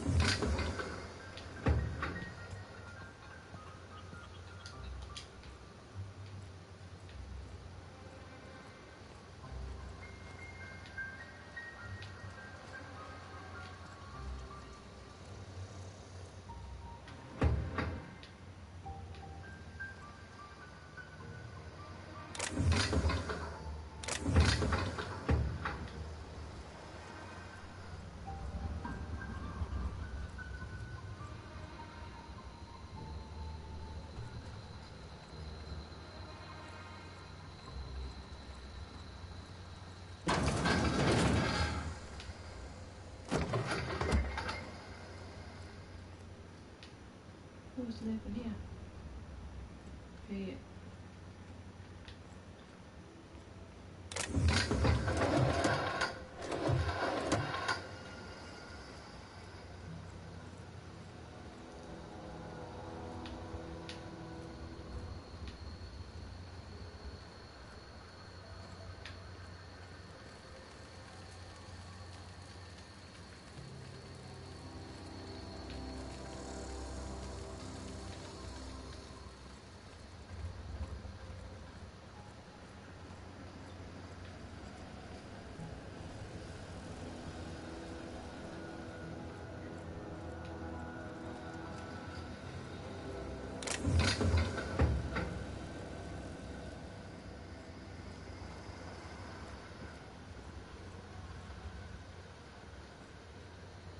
Hey there. Hey there.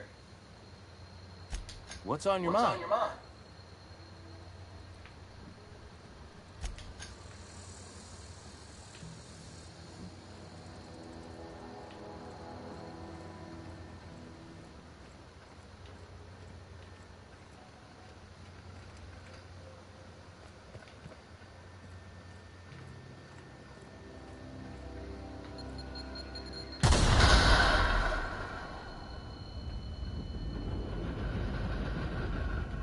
No, I do not appreciate that.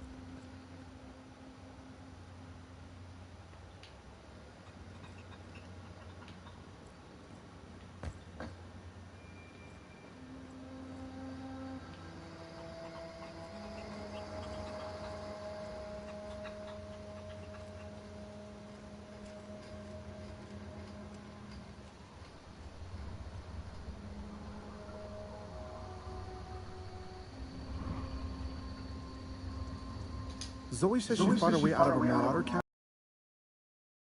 Right. Fresh off the limb, and that includes canid meat. Yeah.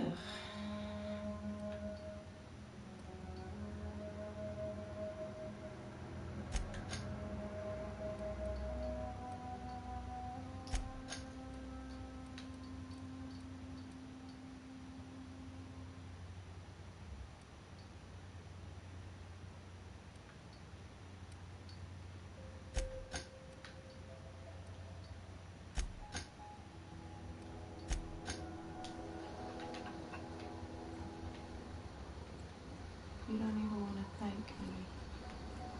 So rude.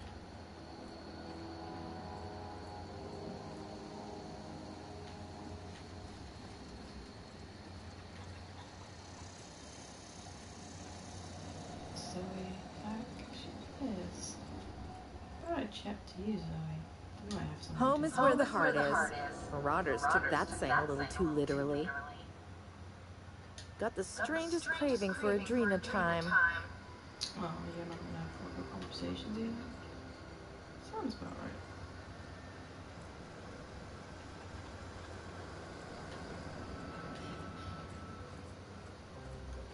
Well, I feel like this lady will have something to say to me if I feel any stress. Adelaide. You hear that? That low, pleasant hum of electricity? It whispers across the veil like the winds of change. You've done well. A I would have paid my last 5 bits to see the look on Reed's face when the last lamp in town burnt out and the cannery fell to silence.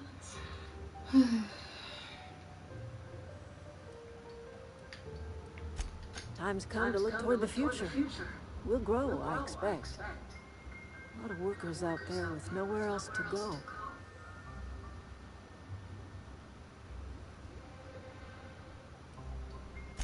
Not as many as you'd think. We're not about to let the whole town join our flock. Just the ones willing to renounce their corporate loyalties and live the way nature intended. I am curious. Why did you help us? You don't know who we are. You don't owe us a thing. The plant's crawling with mechanicals, so it stands to reason you risked your life.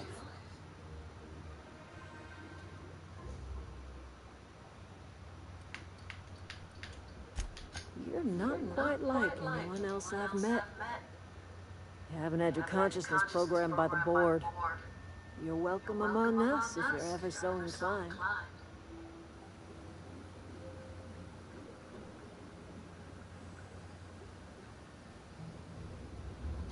I'm inclined. Can't I just stay?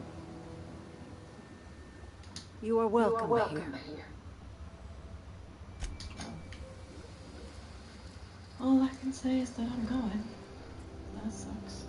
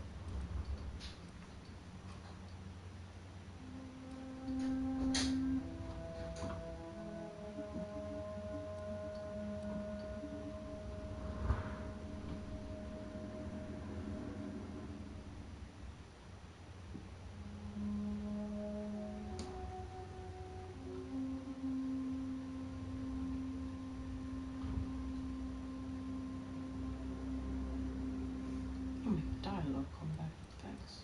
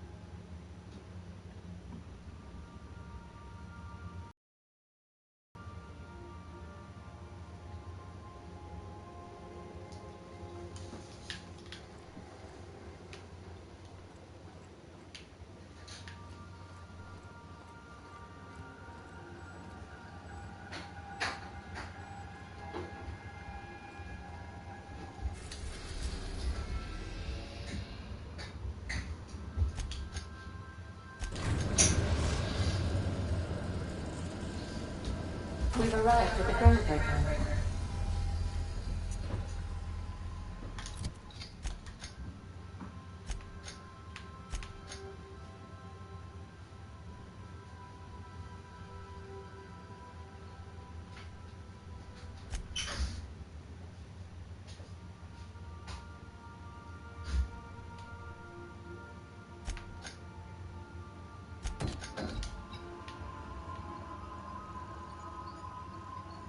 Welcome back, Captain.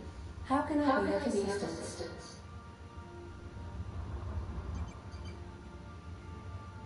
The unit is a cleaning stand. Hawthorne brought it on board some cycles ago, I'm sure with the intent to modify it, but I've never seen it up and running. Alex likely recorded progress notes detailing his efforts to modify Sam. If you check the terminal in your captain's quarters, we may be able to determine what work remains in order for Sam to properly operate. Forgive me, Captain. I would rather not discuss Alex Hawthorne today. I am feeling discombobulated. Was there another topic on your mind? Oh, okay.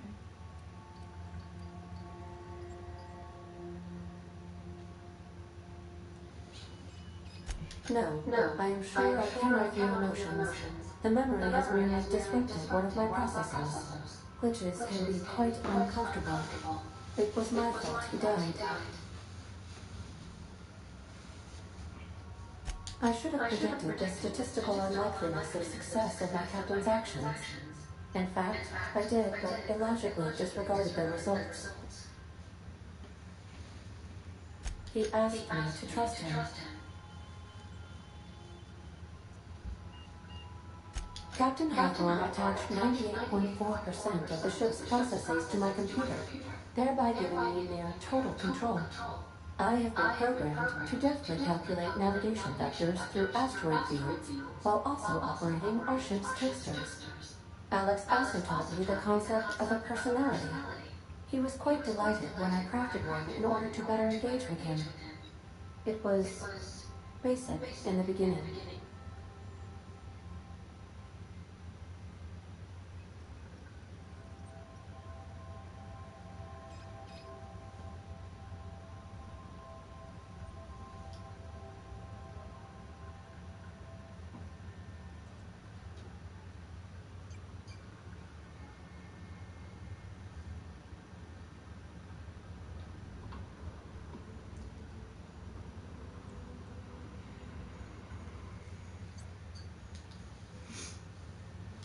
The information in my memory banks says I am an autonomous digital astrogator, created by, redacted, on the data, redacted, for the express purpose of, redacted.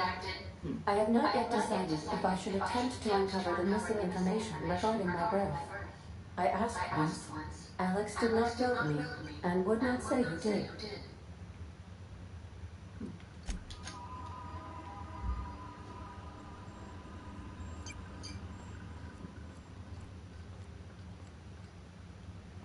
Can we talk? Yeah. Hey, Captain. I heard that Groundbreaker's got a real good engineer. A lady named Junlei Tennyson?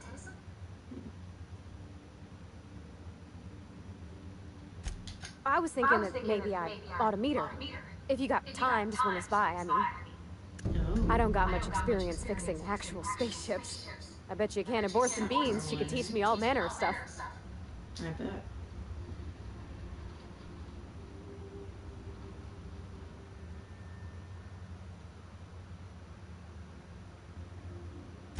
Thanks, Captain. I'll be sure to make it worth your time. Did you want to talk about something else? Not really.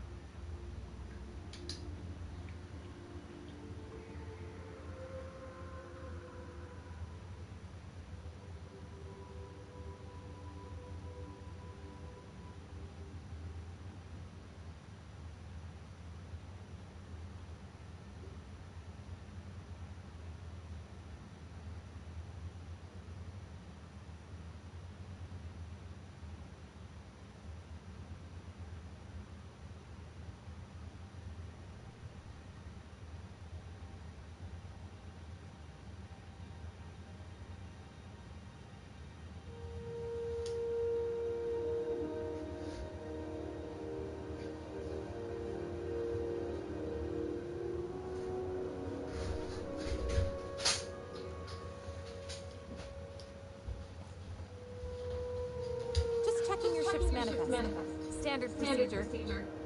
Welcome to Groundbreaker, by the by. Don't mind the heat. Got a few days before it reaches critical.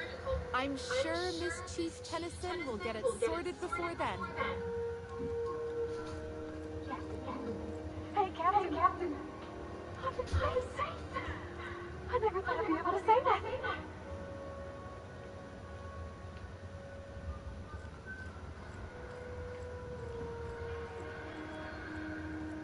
That's not the point. This happened just knocked out one of my workers. Yeah, with a toss ball stick. I heard you the first time. There weren't any witnesses. No witnesses. He's not even denying. Jackass had it coming. Shut it, Felix. You're not making this any better. You get your witch again, you little backbit rat, I will toss you out an airlock. This is the Groundbreaker, not Byzantium. You ain't the law here. I am. Now move along. I don't have time for this. Going for a stroll around the docking base? Pretty much. Sure was. Got a knack for upsetting the board and the Mardettes all at once. Between you and me, I was hoping they'd come to fisticuffs. I had this foreman, right? Guy never liked me, always trying to get a rise out of me. But I keep my chin up, right? Be the bigger man, I tell myself. He's a Spacer's chosen man, though. So when the Chosen beat my Rangers the other night, my foreman comes swaggering up with his head full of boasting.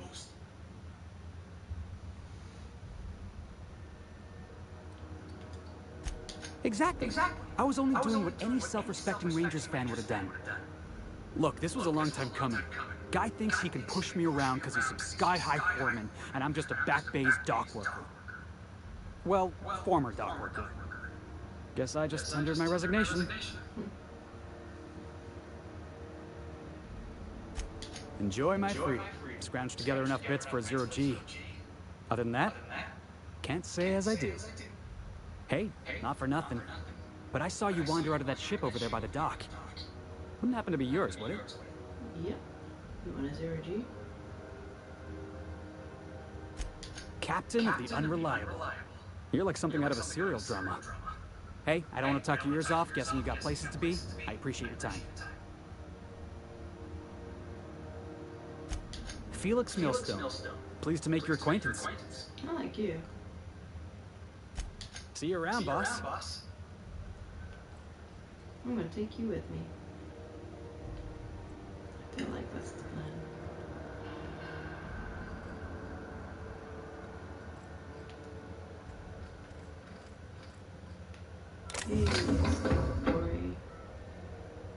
You learn to keep your eyes to yourself in my job. Nobody wants you looking close at their cargo. Yeah. Yes.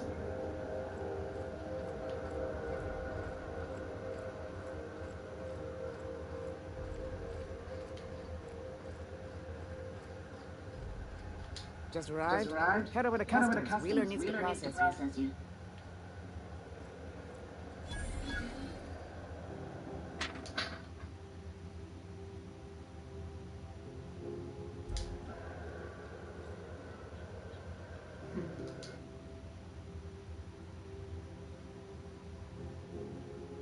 Conspiracies commit conspiracy. I wonder what that Philip did to get swords somehow.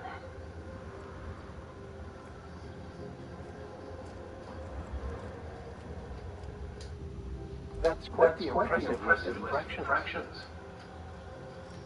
Customs and inspection, right this way.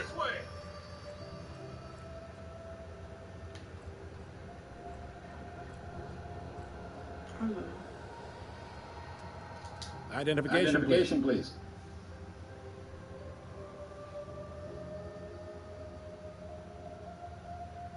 Captain Hawthorne, you said. Let me apologize in advance. I'm about to ruin your day. According to your ship's record, you've been flagged by the board. Your ship will be impounded until such a time as they see fit to lift it. But we've hardly been out of Edgewater long enough to get in trouble. Well, isn't this wonderful? The captain's done something to get on the board's bad side. Oh, I've done plenty. Now, hold on. This isn't the end of the world. Probably.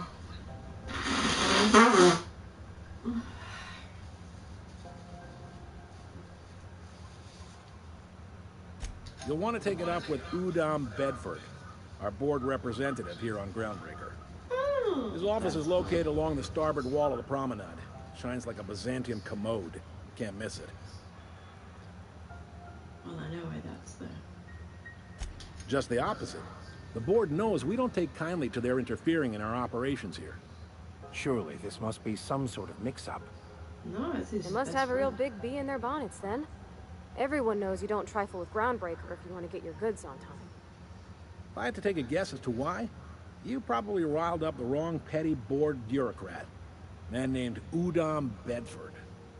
No, it's his best friend. You take the starch out of him, well, you won't hear any complaints from me. Oh, and if you're headed that way, would you mind doing me a favor? Wanda Dorset over in sickbay, tell her the shipment's not in yet. It's not coming in anytime soon, and if she'd be so obliged to get off my ass about it. A handful of SAM cleaning units retrofitted for surgery. I don't know much else. I stopped listening when she started yelling. Much appreciated. Is there anything else I can help you with? Maybe. Ooh, yes. He's friendly enough unless you speak ill of the board. Get the sense he doesn't care for Groundbreaker much. Not that he would, being a board man and all. He's our liaison.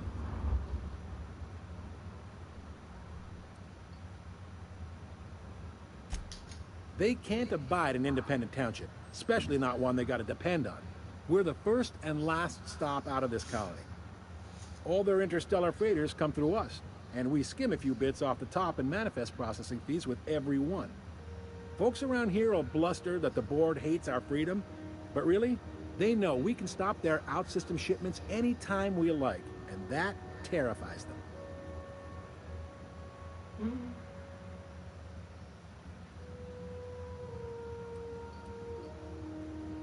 It's a delicate balance, right? We could cancel their freighters' docking privileges in retaliation, but where'd that lead us? They got assault cruisers, gunships, and a handful of mining operations at their fingertips. Exactly. You push them too hard, maybe they decide we'd be better in 10 trillion little pieces. Or they cobble together a new Groundbreaker and put us out of business. The board wouldn't do that. Would they? The board is necessary to provide order to the colony. They believe it's their prerogative to overrun you. But whether you allow that is up to you. It's a tough line to walk, no doubt about that. But we make do all right. So far, anyway. Yep. Groundbreaker's the only real independent port. Aside from us, there's just tramp freighters and wildcat miners. Seems like every year the board's offices get bigger and their ships take up more of the landing bays. Haven't seen nearly as many tramp crews this year. Tramp cruise, yay. Sure thing.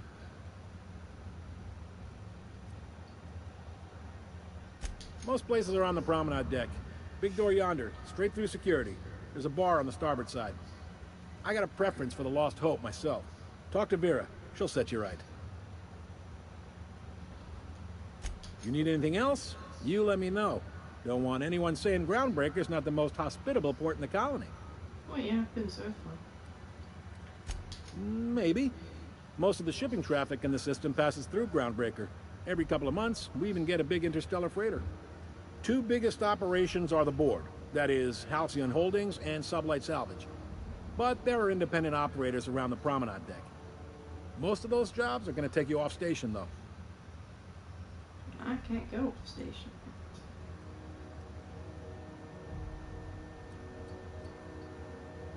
They strip the parts from derelict ships and abandoned outposts.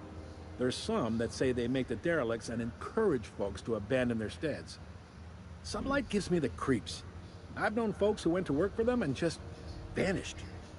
They're on the promenade run by a woman named Lilia Hagen. I'm only telling you so you know to avoid them.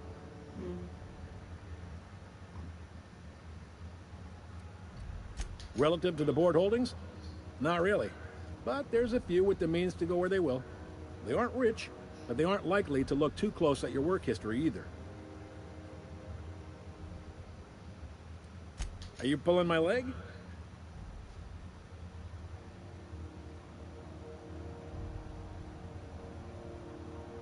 You must be one of them long-haul freighters from outside the colony.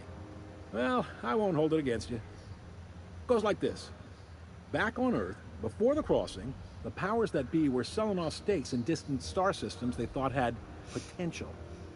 A bunch of companies decided to throw in together and form the Halcyon Holdings Corporation, then buy up the rights to this here colony. That group's what we now call the Board.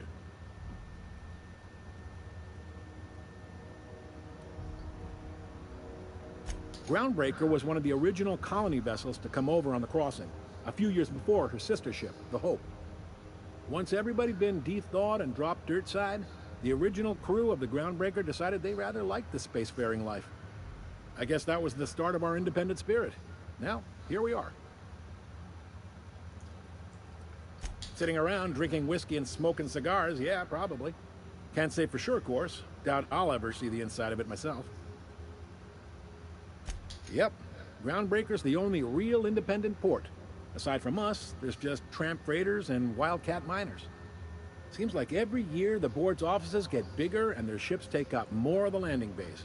Haven't seen nearly as many tramp crews this year. Glad to help. Commandant Sanita might have a couple of folks she needs killed. Bad folks, I mean. Not regular folks. She'll be at the security desk behind me. Chief Junlei might have an errand needs running. She's all tied up trying to fix our heat problem. You'll find her in engineering. No kidding? I'd love to get a look at this old girl's innards. I bet they're real twisty and weird. In a good way. If you're thinking to make a career here, don't waste your time. Full-time jobs on Groundbreaker tend to be inherited, or go to a fellow crew member's kid. Keep it in the family, you know. All right. The fence. You'll find her in the rest and go. On your left when you enter the promenade. Make sure you bring an empty belly. Oh, yeah, she's a feeder. Be seeing you.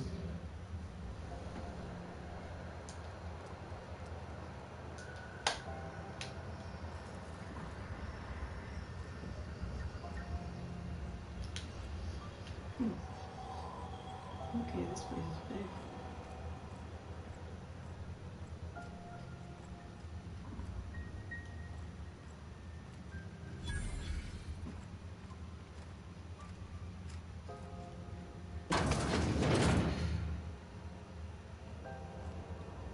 I suppose I can just sit there and use your computer.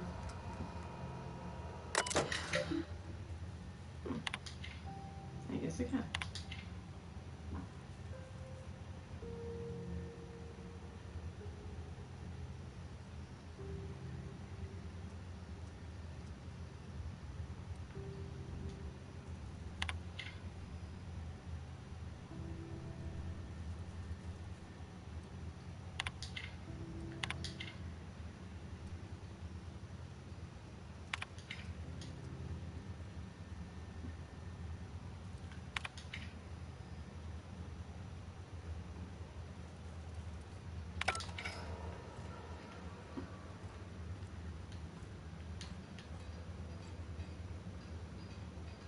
Move along.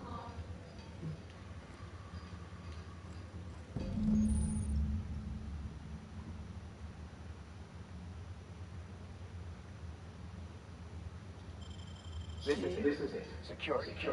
I can check the departures registry to find out which crew chief, Scholar, shipped in and out with. Not right now.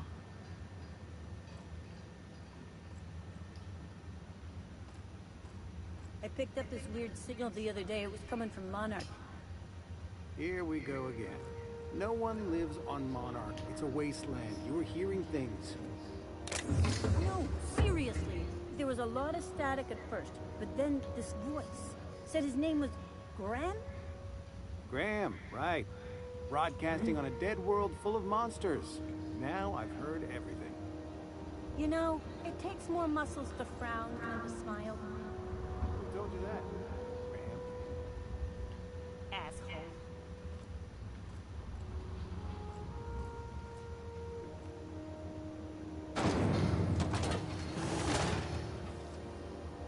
Oh, okay. Maybe that's where we're supposed to go. Huh?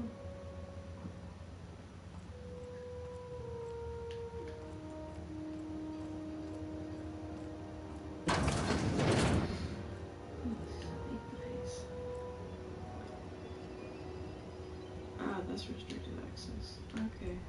Do you talk instead through there?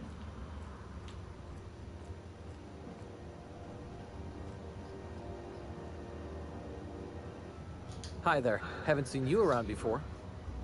What can Groundbreaker Security do for you today?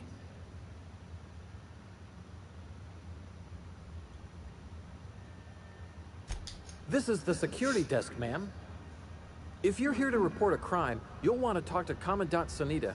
I'm not authorized to take incident reports anymore. Oh no, you in trouble?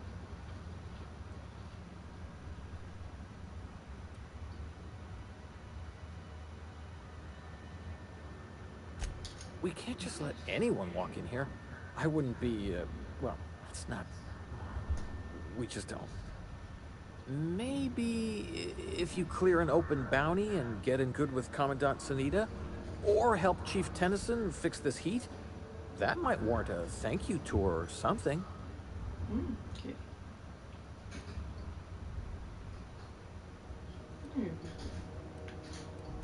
All right. I'm not so good at filing. Mix up first name and surname 1, 2, 7 times. Well, folks are liable to start taking your filing privileges away.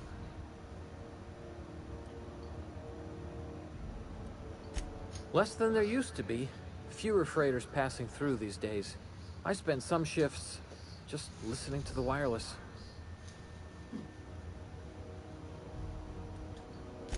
There's been a whole heap of good advertisements lately. Sometimes I tune in just for those.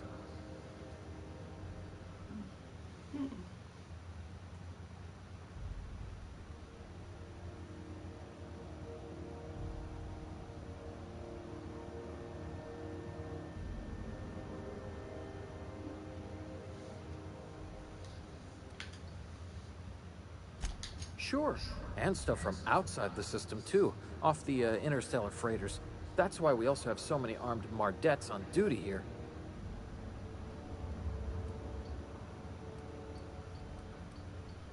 All right.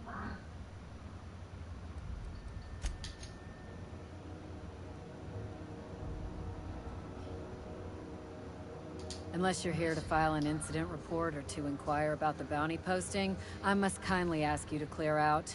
The Mardette's offices aren't for leisure time nor loitering.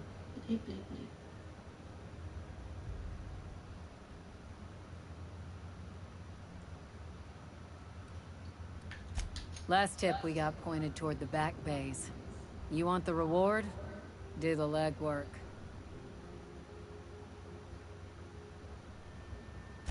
You and about 6 other enterprising mavericks.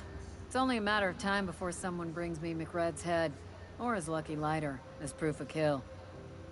I do hope you're the lucky hunter, though. Good luck and skip speed to you.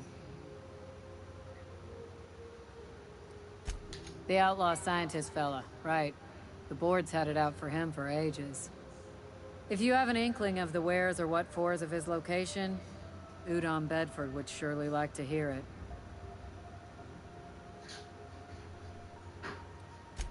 To the board, yeah. You've read his wanted poster. Whole list of things to get their unders in a wad. But he's never done nothing to Groundbreaker, so I've no problem with him. We keep the poster up to keep the peace is all. Do I look like your gossipy best friend? While I'm on post, I take my duties real serious. I would have no qualms whatsoever escorting you to a cell. Understand?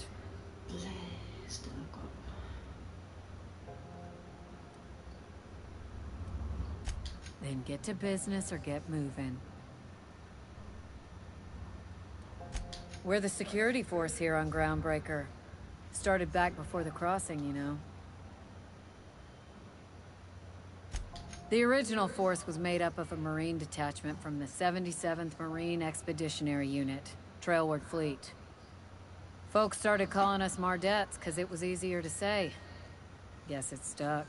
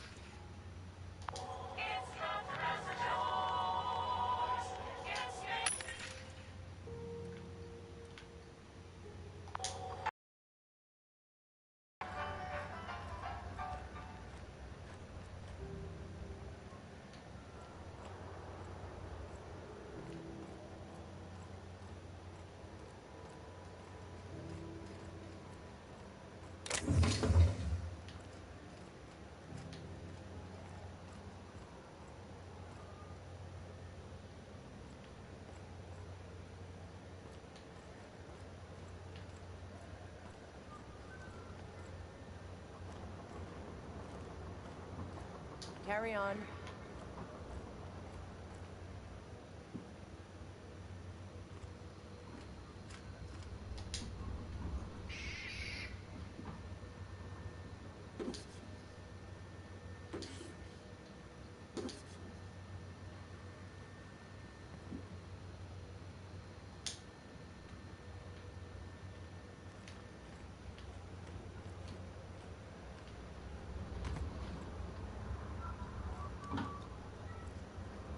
Do you mind? I'm trying to file a report. Yeah.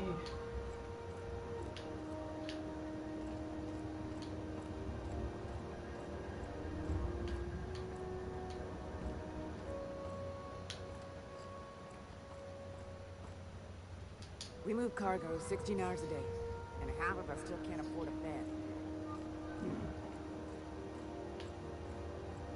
It's not all perfect here.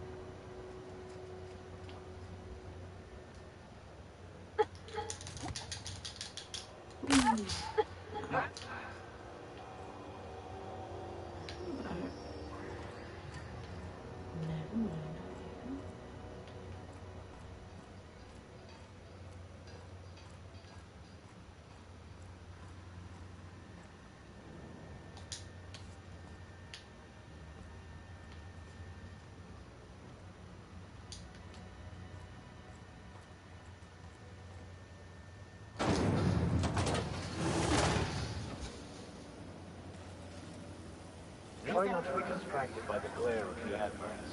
Lots of unsavory types about. Rizzo's Purple Berry Fudge. A salt sour candy shell around a sweet purple berry flavored center. Suck it, chew it, you can do it.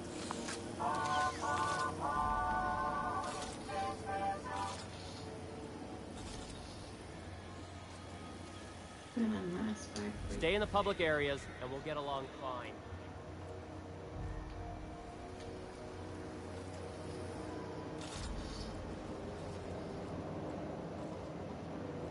Rizzo's Purple Berry Punch. You want a punch? We've got your punch right here.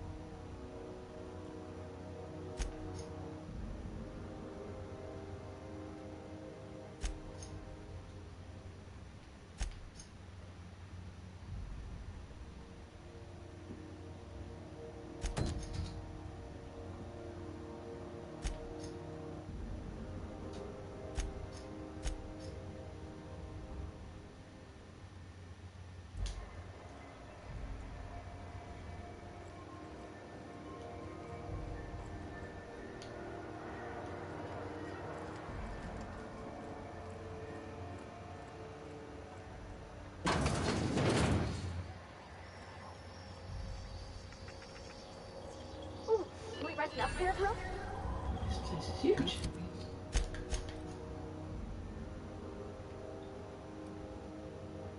Oh, there's 6 floors. Wow. Okay. Interrupt your regularly scheduled advertisement for the following story. The board would like to remind spacers and other travelers that passage to Monarch is restricted for your protection. Canyons of acid and sulfur rain are the least of the horrors plaguing the surface of Monarch. Anarchists live as one with the animals, lawless, savage, and unemployed. That sounds like my kind the of board's place. embargo ensures that nothing can leave the planet and threaten our hard-working citizens. This is Halcyon News, reminding you that there's no I in news. How do you do? And welcome to the Rest and Go. We used to be the Go and Rest, but folks never knew when to leave. Sorry. Business has been slow. Anything to occupy the time.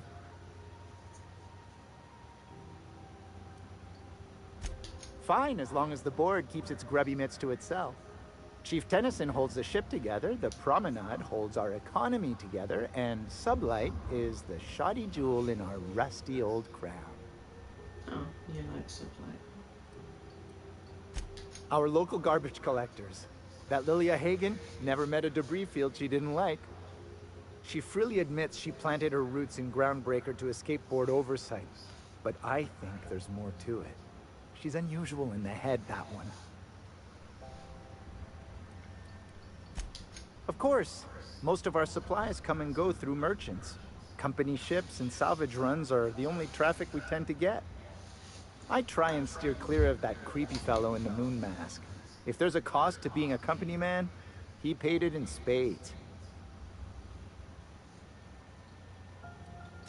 Our Chief Tennyson has an independent streak, same as her mother and grandmother who rode this ship on the crossing.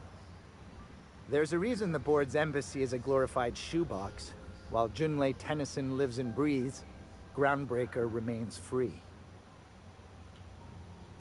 Oh, you can't miss her. Right behind you, number 2. First unit on the left, or second unit from the right, depending on which direction you count from. Okay, she's close by. That's good.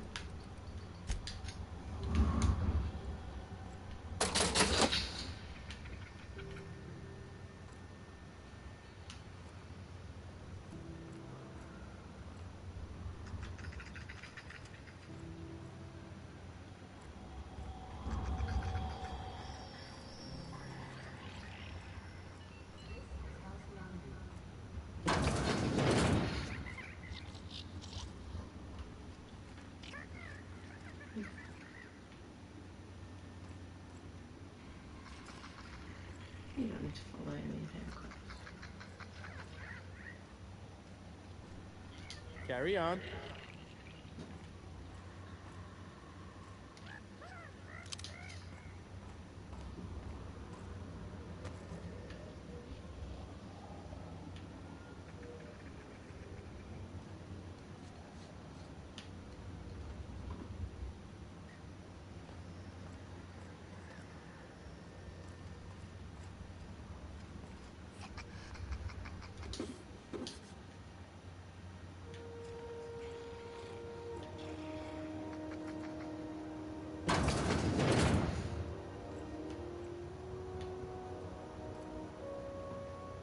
Is any of the news they play here actually true?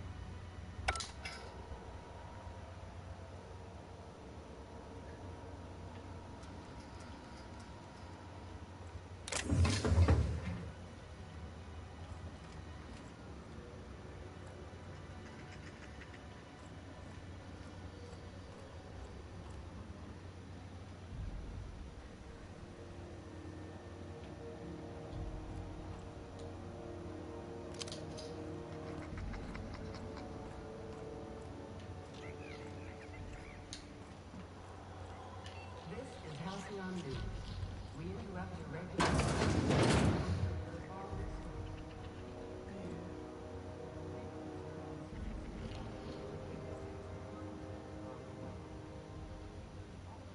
Bless my heart. A stranger come knocking on a poor old woman's door.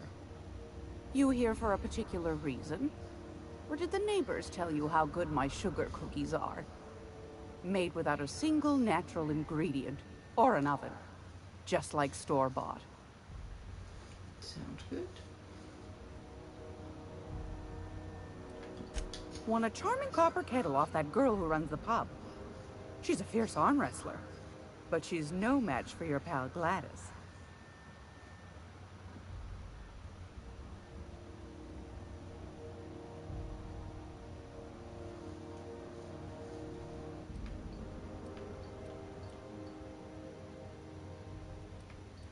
Oh, you will actually sell me these things. Nice.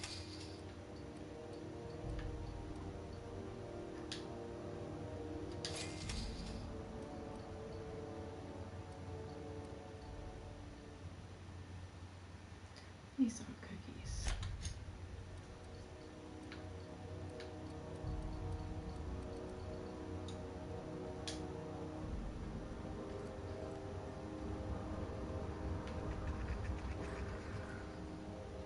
Great law, is it hot in here? Or is it just my glands acting up again? Those have been the height of illegality since Stellar Bay turned their noses up at the board. You and I could be thrown to the void just for discussing such a transaction. Lucky for us, Groundbreaker's a free port. We're outside of the board's control. For the time being, at least. Now, I only have the one nav key. And they're hard to come by these days. It won't be cheap. If you find yourself lacking in the bits, I might have an opportunity you'd be interested in.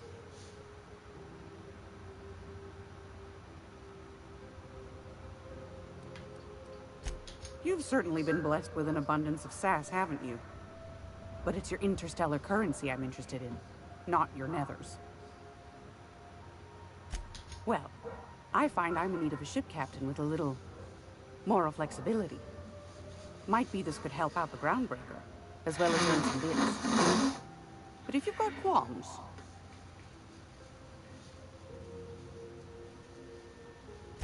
Do you know Edna, over in engineering? Sweet as a pea, that one. On occasion, she'll pass along transmissions I might find interesting. She sent me a recording of a distress signal she'd scraped from the Groundbreaker's comm array. Curious thing is, it came from an outpost called Roseway. And Auntie Cleo abandoned that place years ago.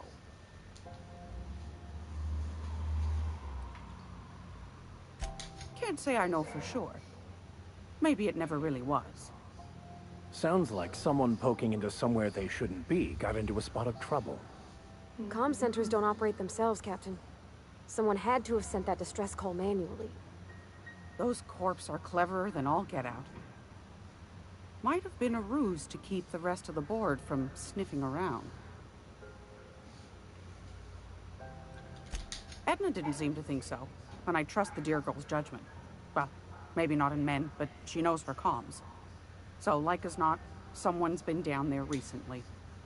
And if someone set up shop in Roseway, I'd wager they got something to hide.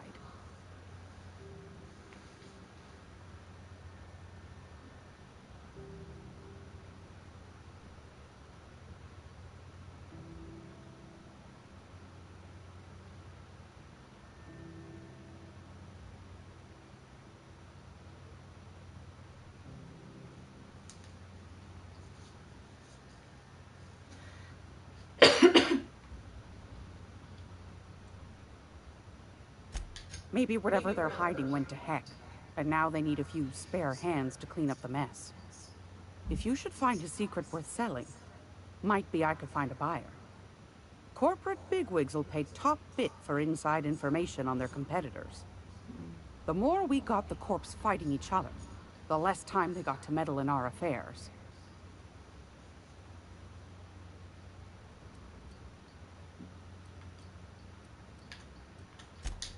Neither do mine, dearie. Old Gladys knows the value of good work. You'll be compensated accordingly, I can promise you that.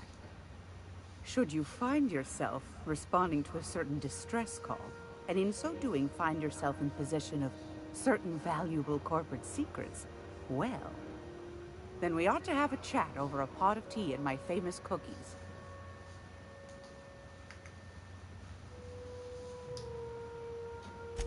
Law bless your atoms. Here's a copy of the SOS recording, complete with the coordinates. Don't forget to come find old Gladys when you're done. Sure thing. Might want to acquaint yourself with Junlei Tennyson, Groundbreaker's chief. She's been trying to get a handle on this heat problem we've got. You'll find her fretting in engineering. I'd say she's a sweet girl, but law forfend someone call me a liar.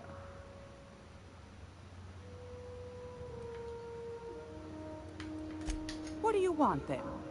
My hard-earned wisdom? Yeah, exactly.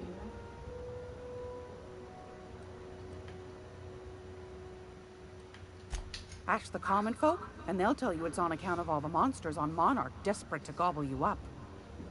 Because that's what the board tells them, you see.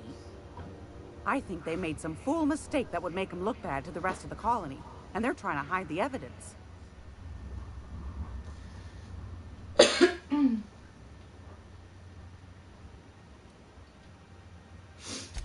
That's right, dearie. The only independent station in the colony. That's us. Though for how long, I can't say. That all depends on Miss Junlei. The board can't abide a community that won't bend to its will. They've always got one scheme or another running, looking for ways to bring us to heel. Like this heat business. Shameful. But it won't work. No, ma'am. Groundbreaker's free till the day she dies, law willing.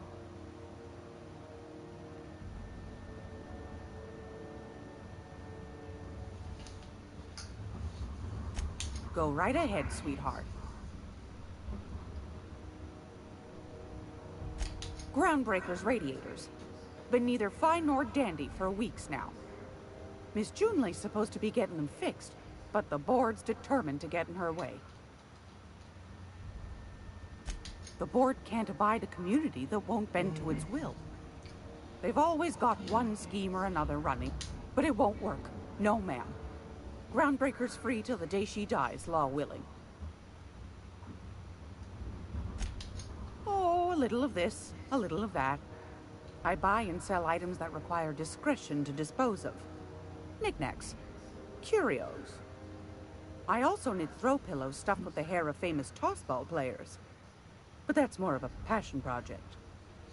What about non-famous players?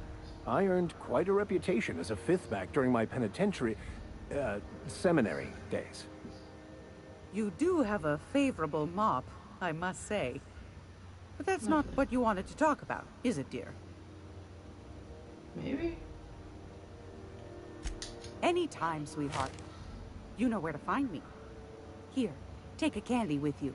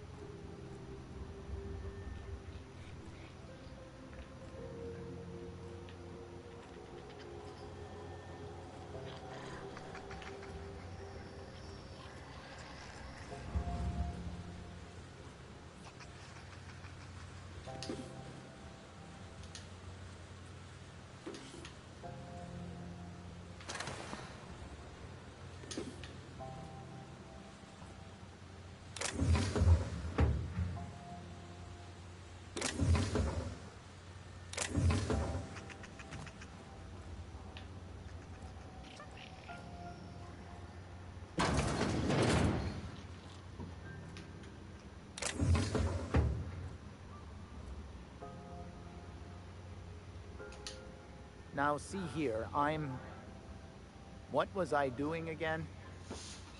Dying? Damnable thing about no pigeons to feed. Oh, you can feed the sprats, sure enough. But then the neighbors start moaning about hygiene. Same thing happens with pigeons, love.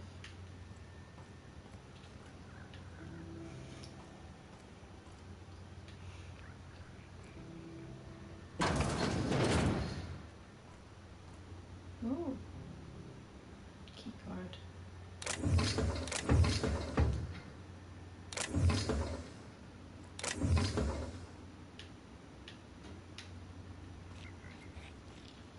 Thankfully for you, I'm behaved. You're not really helping. We interrupt your regularly scheduled advertisement for the following story. Tossball finals are scheduled to air soon, but a scandal has rocked the league and thrown this pivotal game into question. Oh no. Both teams have tested negative for performance-enhancing stims. A tossball first.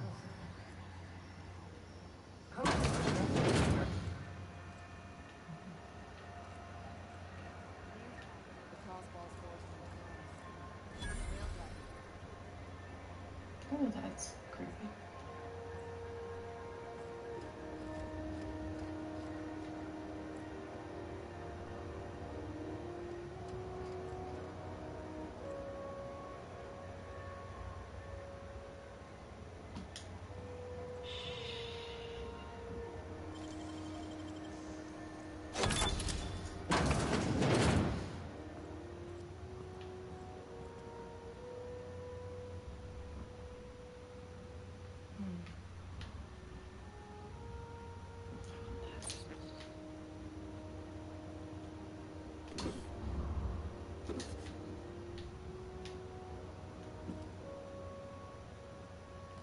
And that was a useful one.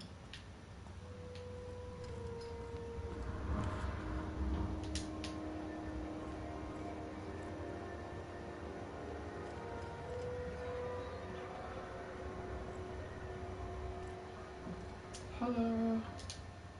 Sorry about the heat. Chief Tennyson will get the radiators fixed soon. Of course, this heat sure makes a zero-G brew extra refreshing. It's an ale that's good for what ails you. Oh, and it's not the best choice. It's Spacer's choice. Taste the freedom. A lot of slogans to keep track of. Sometimes I forget.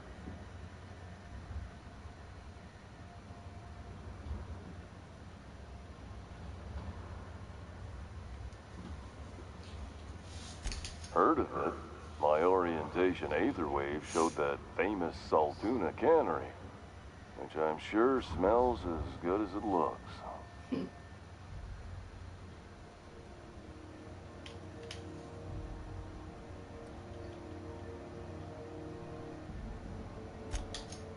That's true. Yeah. I hope they're gonna be okay. That's a Spacer's choice beer. Take what you have, polish it up, and make the best of it. So, what can I get you? Some soap? Everyone loves soap. Everyone will love you for using it, too. Well, that is a good catchphrase. I'm bound to satisfy headgear-related inquiries. Please send any complaints to our Consumer Care Headwear Division.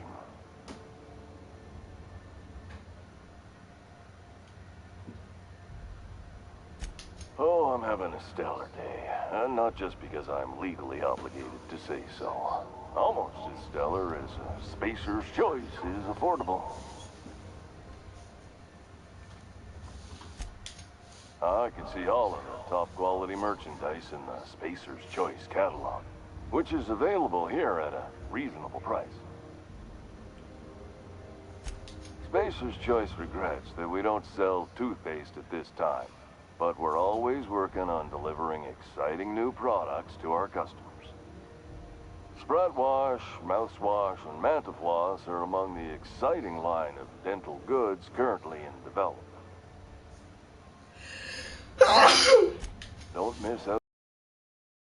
You'll find find none like them on all of Groundbreaker. Or anywhere in the Halcyon colony. Double sleeping? Try our Lunar Eclipse mix. That's 2 handfuls of pep pills washed down with a hearty swig of 2-hour energy brew. The blast will send you through the stratosphere and the crash will knock you out cold, guaranteed. Wow, I just have more and more questions, don't I? Add an additional 10% to your purchase today and the proceeds will be donated to Spacer Cares, our premier corporate welfare program. At Spacer's Choice, we care about your health and emotional well-being. That's why we put Martin through 6 years of vendor school, only to make him wear this hat. Even if my contract didn't forbid it, I think it's part of me now. Now, are you ready to make Spacer's Choice Lunar Green Moonmouth lozenges a part of you? Lunar Green, the future is spearmint. You poor man. You would never ask if you knew what it's like in here. I mean, why, anyone can be a Spacer's Choice Consumer Relations Choice Specialist. Just keep your nose clean and aim for the moon. Damn it. No slogan for that one. Look, this hat, my job, it may not seem like much to a brave space captain, but they're all that I have. If there are self-made purgatories, then we all have to live in them. Mine can be no worse than someone else's. Now, if we're done with the chit-chat, I hope you don't mind if I make the most of this short life and try to be the best moon person I can be. Alright. It's fine. I should be stronger than this. Thanks for taking an interest. Speaking of interest, can I interest you in some quality budget goods? At Spacer's Choice, we cut corners so you don't have to.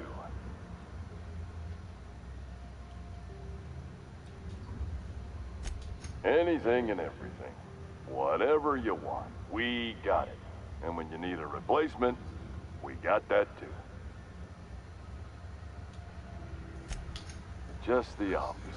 Spacer's Choice items are always new, hot off the shelves, because customers just can't stop buying new stuff. Oh, sorry. Got the line wrong. You want me to do it again?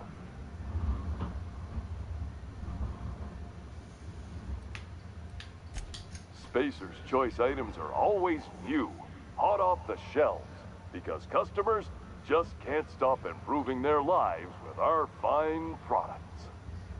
You could go broke buying overpriced Aranid gear, or you could buy from us at a much more reasonable rate.